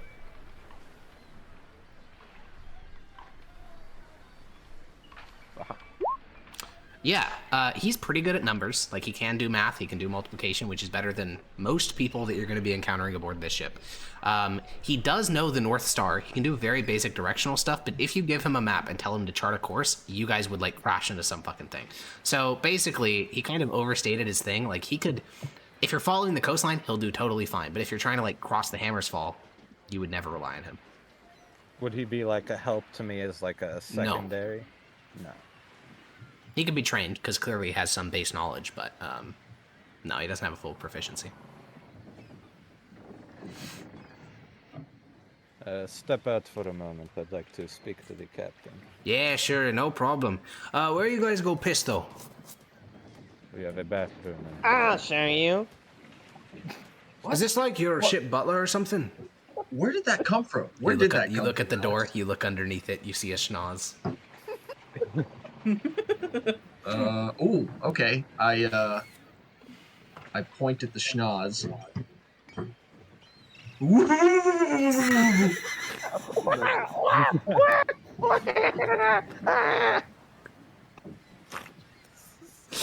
Get out of my head! Dorian will just open the door and say, all right, Sorry. I'll get you your private time and I'll take this little rascal with me for a walk. Is he like your son or something? No, he's the bosun's mate. Well, that's concerning, but okay. And he closes the door behind him. Yeah, I was about to say, why did we invest this much into a fucking navigators guy? But we just like shot, and we just saw this grandma. And we're like, he's the bosun's mate. He's a player character. Based. Yeah.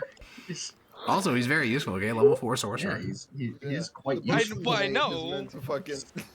Yeah, what does the bosun's mate do? True, Was this real. just like a? Was this like was this just a bit to like put on Rudel just to fuck with him? Like I'm 90% No, sure I this was- was. No, dude, it's that slot was open. Yeah. Well, like, Alex, I will take you to our toilet. Yeah, you and Dorian will head down to the Bosun and bathroom. Bosun's mate are the people that are supposed to work the closest with the crew and like be the most comfortable. I do work with to the go crew. to. True. One of them is a fucking like is a halfling that everyone wants to steal the feet of, but is also like so weird that no one really knows how to talk to. And the He's other also one a is goblin. bad. He's They don't also know just he's a a goblin. The crew Yeah. doesn't know he's Well, Unios and But also they Adrian, you do like get a me, chance bro. to talk. Yeah. a like is a strong word, dude. I'm going to say. Yeah, they like me. I buy them alcohol. I'm You going to paid for say, their business, I'm gonna say. He's gonna say. He's gonna say. Fuck. I'm gonna say, Captain. He's good with numbers and seems capable, but he's can't navigate. So if I die, he won't help you, which makes little difference to me. So Can you train him? yeah, sure. And if he's capable with numbers, so it'll take time, but he could Yeah, get that's there. fine. You have time. All right. All right. Yeah. And then you just train him. See how he does. We'll have a new Sam Ash of the. Yeah, that's exactly what I was thinking. Weird. I had just a horrible vision for one moment that it was just going to be him, and somehow got here. God, that would have been so fucking funny. It's just the same guy under a new name. Mustaching glasses. All right, yeah, that's. And then I'll go and meet the others as they arrive. Yeah, you do that. We can sort of move forward through the day because we are long resting at the moment. But there is the matter of the poison and the opium and all that stuff. So tonight he's not going to transform. Okay. Tomorrow, he's also not going to transform. But what? Tonight and tomorrow, because it's 2 days away, so tonight and tomorrow, he's not going to transform. 2 days from now, that evening, he's going to transform. I thought it was 2 days from yesterday. No, he woke you up at 1 a.m., so it's 2 days from that. Oh. Okay. Yeah. So we're going to do some short rests. Technically, we should have done one yesterday, so we're going to actually do those now. PogChamp. So all of you guys can do your short rests, and I'm going to, with Xander, we're going to do some boat stuff. Boat stuff. We only level up on long rest, right? Correct, so hopefully you don't get in combat. Hopefully. Well, we can also just take some back. For short rest, we can use half our hit dice or all of them. Short rest, you can use as many as you want. Buggers. Okay, so first we're going to do... 14 health, man. I love the idea of Georg just going, Buggers. Dude, I've been at 14 health for the last, Right. We're going to roll for our cook for today and yesterday. So he passed both. Aaron, are you at full HP? No. You get to spend 2 free hit dice. Let's go! Hey, Adrian. Then we have our surgeon. Yes. Yeah, keep going. Next time you throw a snort, just let me know, because I could reduce his weight by half. I want to see how far he can fly. like, you can reduce them. I actually like throw Guys. I don't think this is a very planned thing. I think this is more of a very really spontaneous thing on Adrian's part. Although I am trying to come up with a way to negate his gust so that I can actually toss him not into the sea. okay to transmorph somebody for your own enjoyment, okay? that is not okay. just as it's not okay to enslave people. Yeah. Well. Oh, okay. Yeah. Sorry, had to check. All right, I love the idea Xander, of- get 2 Carpenter's Tools checks. You got it. Of snort just being like reduced, so it's like throwing them is like throwing a tennis ball. I would be a tiny creature, wouldn't I? Yeah, He'd go from small to tiny. you'd be like the size of a fairy. Xander, you get 8d4 for these 2 checks. See, I can just like baseball pitch him off. You want me to just roll 8d4 twice? I do want you to just once. No, because 8d4 for both of them combined. That You know, it'd is be not- even That's- funnier if Yeah, he not good. if he just like crossed you up and like started hiding like in the cracks of your walls. Tom and Jerry moment. Yeah, I mean, Tom we and Jerry do style. have that hollow space beneath the captain's cabin now. I already fit in Yeah. there. Real. But then he could fit like in the like crack of the wall space and like start like subliminally messaging you while you sleep. Yeah, you guys are falling asleep and you fall asleep going. Awful. Well, fortunately, Absolutely I can just point to wherever it's coming from, message you, and scare the bejesus out of you, so I know exactly where you are. Yeah, but it won't last forever. Okay, so we're gonna move 2 days forward in the long rest. We're gonna basically we'll resolve one more day because then the 31st is when we need to do all the. There's some prep for this I also need to do. Well, can all that be done in one day, Smile? Some of it can, I think. Perfect. Then we'll move to the 31st. Sick. Okay. So we do another short rest, in which case, more things can be spent, and more importantly, we can do because we're gonna go back and figure out what happened during these days. But I do want to get the ship checks out of the way so I don't forget. Is anyone not at full HP? I'm off. No, by I'll just 1 use HP. one hit. I'm Bing yeah, we'll killing. use a Okay, hit you can dice. get a free hit dice from the cook then, because he passed his check. So that you don't have to subtract 1 hit dice. You just get 8 HP. Oh, Me? yes, Yeah. Oh yeah.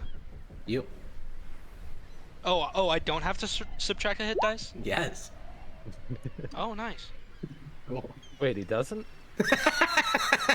Wait, Alex. I'm yes, crazy. I will fucking like eat your faces. I Insanity. swear to God. Xander, make me a carpentry tool If you check. turn something like that, I'm gonna cut your neck with a piston rod. Yeah. That's still a pass, There so are roll two- 4d4, Xander. Not bad. There are two Not bad beasts at all. inside me. Slaver and hag worshipper. Okay. All right, so there are 2 days that y'all could be doing stuff, the 29th and the 30th. Is there anything that anyone would like to have done during those 2 days of this potential long rest? I've got Are there some. any goblins in this city? No. I made a list of the different positions. I just wanted to, what is it? The different hall? So I have like forecaster, afterguard, topman. I just wanted to like get a quick rundown of like things they want, so I could just hand it to Adrian. These 2 days, they would like more money to get more alcohol. Okay. Well, is that what also like David Cook and Vernus say? David Cook is Bing Chilling. He would like some more fresh ingredients and also for the doctor to actually heal him. And then Vernus is stressed out and he wants more medical books. He wants a phlebotomy kit too, right? Also that. How much does a medical book cost? Each book costs about 20 gold here in this city. Because, again, there's no bookstore, so you'd have to go to private owners and then... Right, Yeah. right. What about Crab and Almus Gambitar? Crab never needs anything. The Master of Arms kind of does barely anything. On a normal ship, his job is to like maintain the armory, as well as maintain the guns aboard the ship. But you maintain the guns because they're artificer enchanted, and then the Marines maintain their own equipment. So basically, all he does is sharpen Georg's weapon once per week.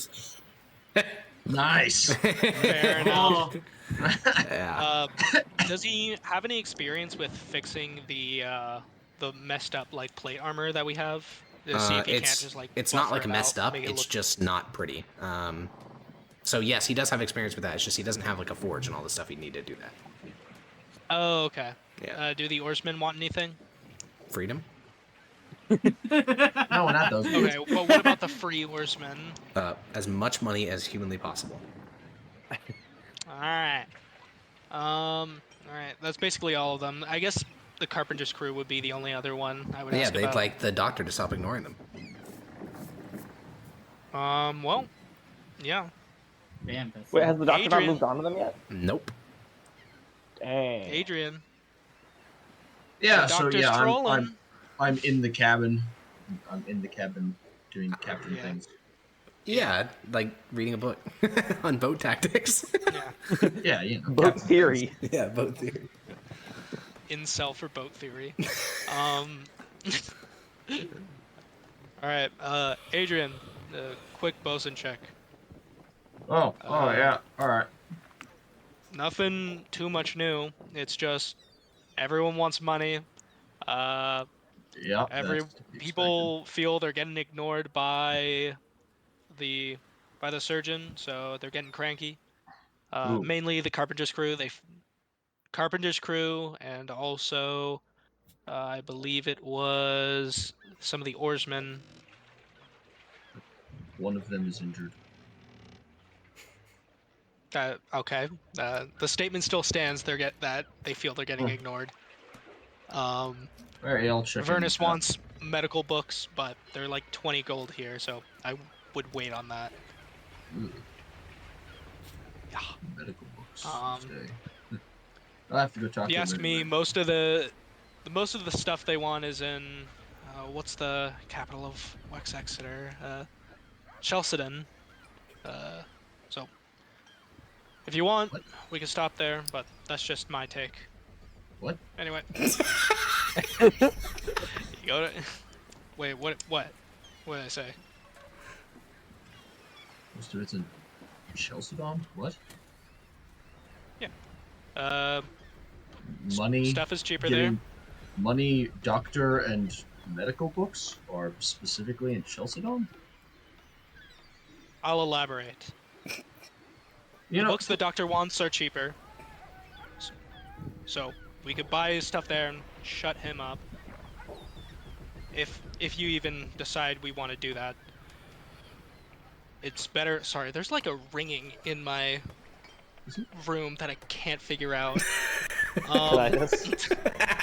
Yeah, tinnitus, but everywhere. It's crazy. Better stuff to sell here.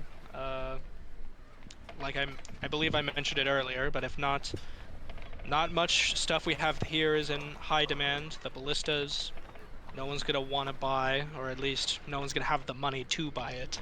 So we could pass by it and head to Toussaint, but you know, you have no idea what those sort of worshippers would do to impound extra goods. You seem to want to go to Chalcedon real bad. I'm just giving advice. Alright then. Yes. Alright. I'm gonna leave. Cool.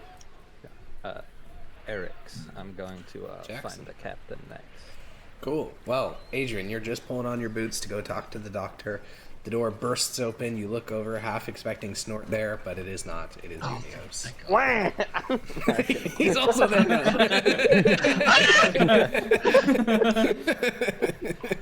I'm going to say He just sounds like Wario at this point. Before he even speaks, when he comes in, just had the strangest conversation with Rudo. Rudo? Huh? He seems to really want to go to Chalcedon.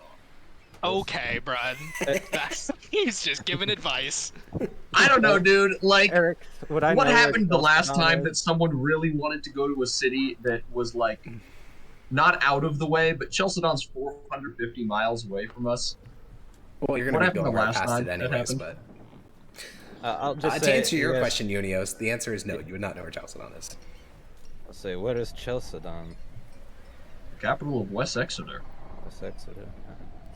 He's probably overwhelmed by the state of his homeland, wants to get out. I don't know. Yeah, maybe. Anyway, yeah, what can I do for you? I was thinking about going into town to look for a phlebotomist's kit for the doctor. I wanted to know if you wanted me to look for any sedatives or opiates while at the doctor's. They might have something. I bet the people around here, the doctors are adept at more than just healing around here. Yeah, I'm sure. I mean, if they have anything that's better than milk of the poppy, then by all means. But I mean, we already have milk of the poppy, so yes, unless it's better than that, I'd say no.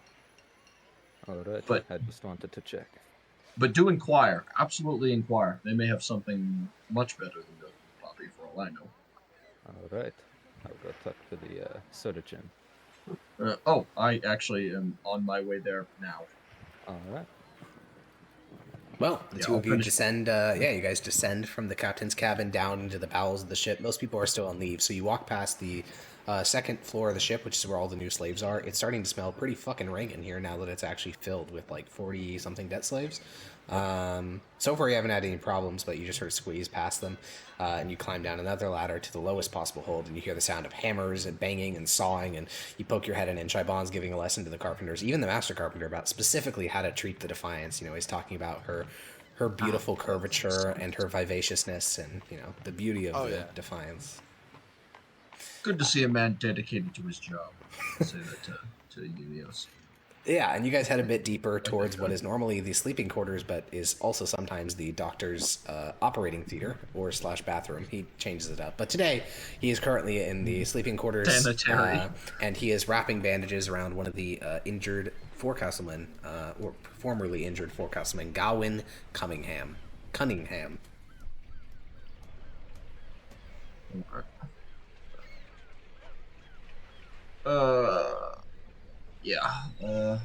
Well, Avernus, how goes it? Looks over.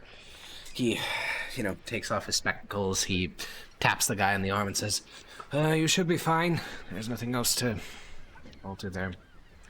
And Gawain leaves, and Avernus looks up at you and says, I mean, no epidemic has broken out on the ship yet. Good. I assume you were asking about the slaves. Well, no, but good to know that. Are you I'll lower my voice a bit. You about done with the topman? The topman? Yes, fully done. Oh, all right, good. The carpenters have been completed. There are 15 injured people on this ship. Of course, they're all complaining, and it doesn't help that my assistant does nothing. Yes. Yeah, about that. You want us to look for someone that is actually If you can useful? find someone trained in one of the medical academies of Mythosia, it'd be wonderful to have a proper assistant. And if they're not, and they just have miscellaneous medical experience? A Westerner, supposedly educated in medicine, would do more harm to the people on this ship than help. What kind of things do they practice here in the West? A number of different things, but perhaps worst among them is their theory related to humors. It is not something I wish to get into, but it is not a very well thought out interpretation of the human body. Ah, I see. Say no more. Yeah, and then, Unius. Yes, the erratic bosun was telling me that you wish for a phlebotomy kit. I wanted to know what is in this if I'm to try to look for one. Oh, all right. Well, if we're starting to take it more seriously, then you won't be able to find it fully retailed here. So instead, what you'll need to get is a small scalpel, several different sized needles, ideally some leeches within a jar, bandages, of course, sterilizing agent. This can come in a variety of different things, but most common will be... Slow down, and I'm trying to write these down. Yeah. You also want genus root, Genus root. It's a good antiseptic to make sure that we are not spreading disease with our practices. And then a variety of local anesthetics, but those should be, it'll be on a basis-to-basis thing. You'll have to ask a local herbalist what grows here in Galadrim. Alright, so I have local anesthetics, a scalpel, several size needles, leeches, bandages, and the genus root. Yes, leeches in a jar. If they are not preserved in a jar, they can get swarthy. Alright, and that is everything? Swarthy. That should be enough, yes. Alright. Oh! I almost forgot. A cranial puncturer. Puncturer. Yes, it's sort of like a hammer with a spike. What is that used for? When certain people take injuries to the head, they can begin to bleed within their brain, and if the pressure on their brain within their skull is not alleviated, they will die. So you crack the skull so that the blood may exit. And that heals? Of course it heals. Alex, it's weird to see his, weird mixture of very valid and useful medical knowledge also combined with his insistence on, the humors theory. Yeah. Based doctor. I think he's based. Yes, we can puncture the skull to alleviate the swelling on the brain. And then we use leeches to prevent his blood from going bad. You get it. You get it. He gets it. Alrighty, if that is all, I will look for it. Thank you. And he'll say, all right, next patient. And one of the top men comes in, and as you guys are leaving, you can overhear the beginning of the top man saying, well, so basically, when I pee, and then the door closes, and you guys...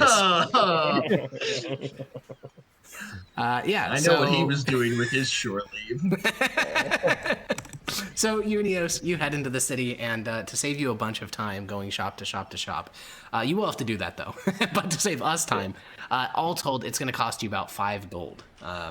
Most of these things are really cheap, like the needles, pennies. But live leeches, shockingly expensive, as well as the cranial hammer does not exist, so you have to go to a smith and get the guy there who's very confused to like sharpen one of the warhammers they sell.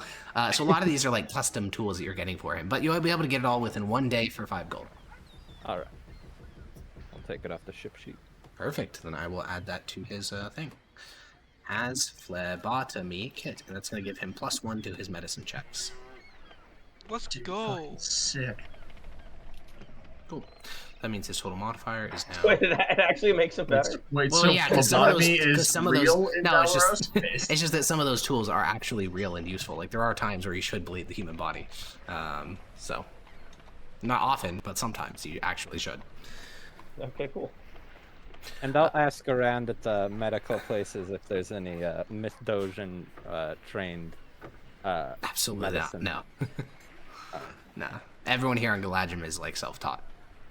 And there's also like not even really full-time physicians. They're all like barbers or smiths or some other job, and then they also do physician work on the side.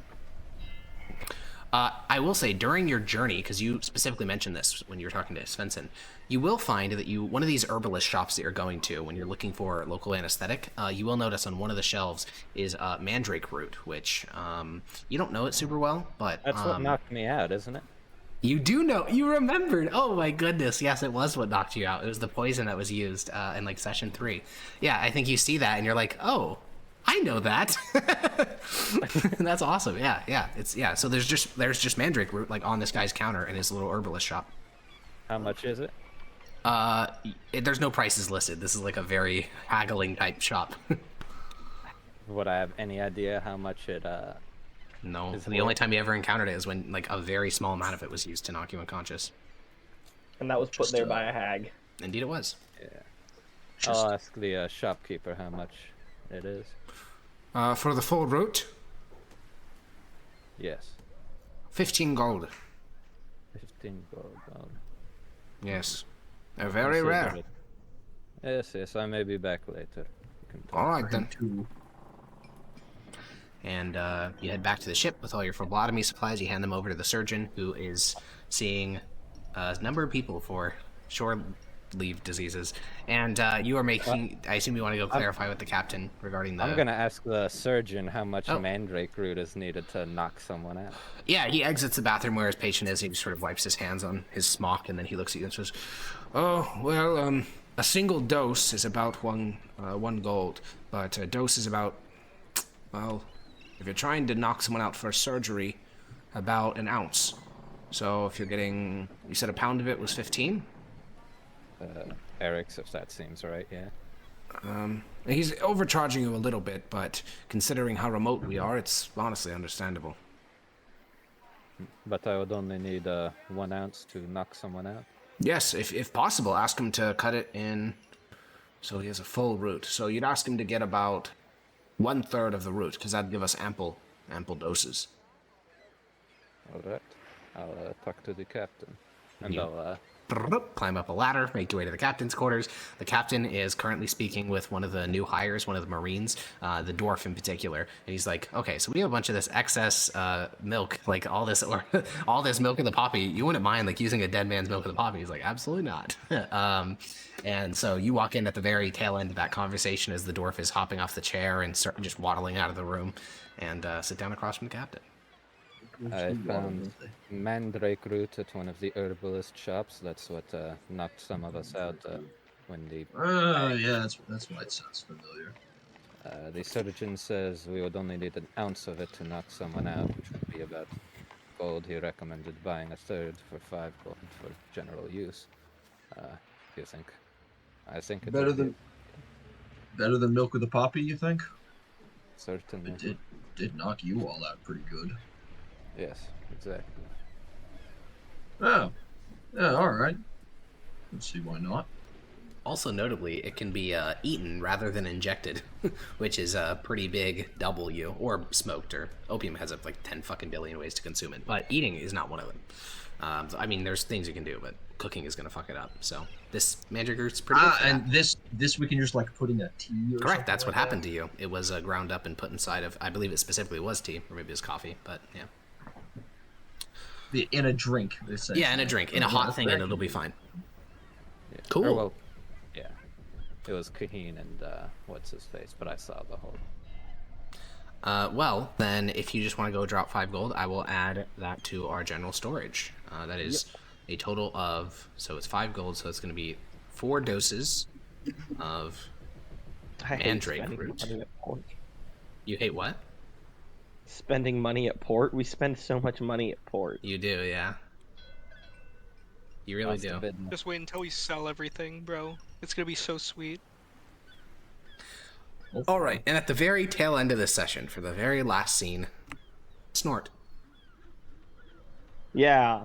So in the daytime, I immediately after the meeting that played out, I would like to go down to the beach.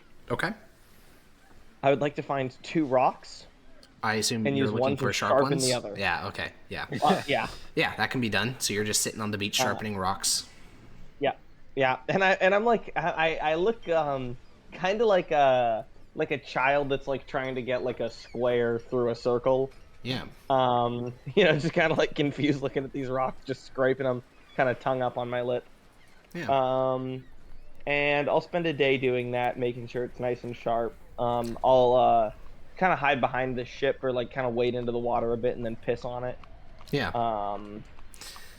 Yeah, I think as you're emerging from the water, stepping out onto, the sandy beaches of Galadrim with your piss-covered rock, you notice that there is a Democritus there. He has a little easel set up. You don't know where he doesn't have this, so he must have bought one in the city. And he has a little easel set up, and he's doing a painting of the sunset. And he looks over at you, and he says, "Oh, Snort, it's lovely to see you. Good to see you too, Democritus. What's that you're carrying?" A little rock. I'm a bit of a rock collector. What's that smell? Nope, no smell. I don't What? smell anything. Oh. Gaslight Democritus. Well, anyways, I think that little play that we watched got me out of my melancholy. Yeah, you liked it? No, I think I just realized that, some things aren't worth writing stories about, and some people are just barbarous savages. Oh, yeah. Yeah. Sure. And, I was actually able to finish that letter to my friend because of our little conversation. Oh, yeah? Well, that's good. Yeah, originally I was going to ask him about, what I should do. Like, I was going to say, how should I make something entertaining out of this? But now I sent the letter earlier. It's filled with curses. I mean, that man made me think that all adventures were exciting. Oh, yeah. Yeah, no, I mean, that's that guy's fault.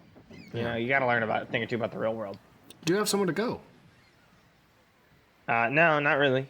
I could paint you. Really? I could, yes. After you already drew me so well? Yes. I'd love that. Yeah, and you pose on the beach. He, plans to add you to his composition of this beautiful sunset. And after about an hour and a half, as you go over to his side of the canvas, you see a splotchy child artist, watercolors spread everywhere. It looks absolutely fucking awful. And you are represented as a little brown halfling with 2 black dots where your eyes are. Oh my goodness. I know. Wow. I think I may have just made the finest piece of art in all of Galadrim. That might actually be true. Yeah, I mean, I'm sure you did. I think I'll leave it with the local people. I mean, really? Mm-hmm. You're willing to part with something? I think so. Some people, most people go their whole lives with never making work like this. Maybe I should do a dramatic reading of that letter I wrote to my friend. I think some of those curses I came up with in that letter about the rest of the crew was just, it was beautiful. It was like... You said you sent it already. You think I don't keep copies of my letters? Good heavens. Each letter is a script in its own right. Sorry. Of course. Wow.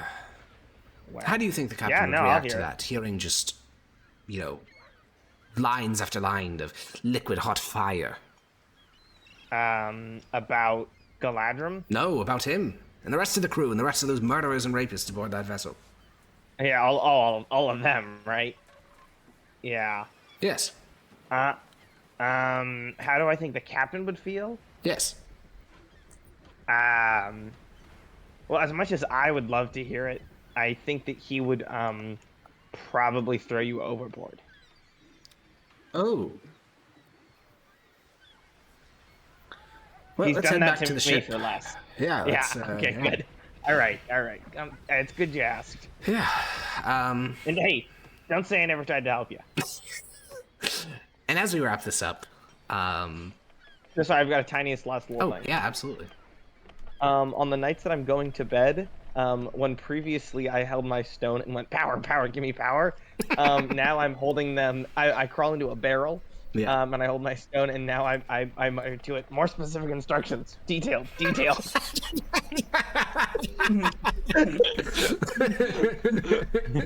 Alrighty, and finally, I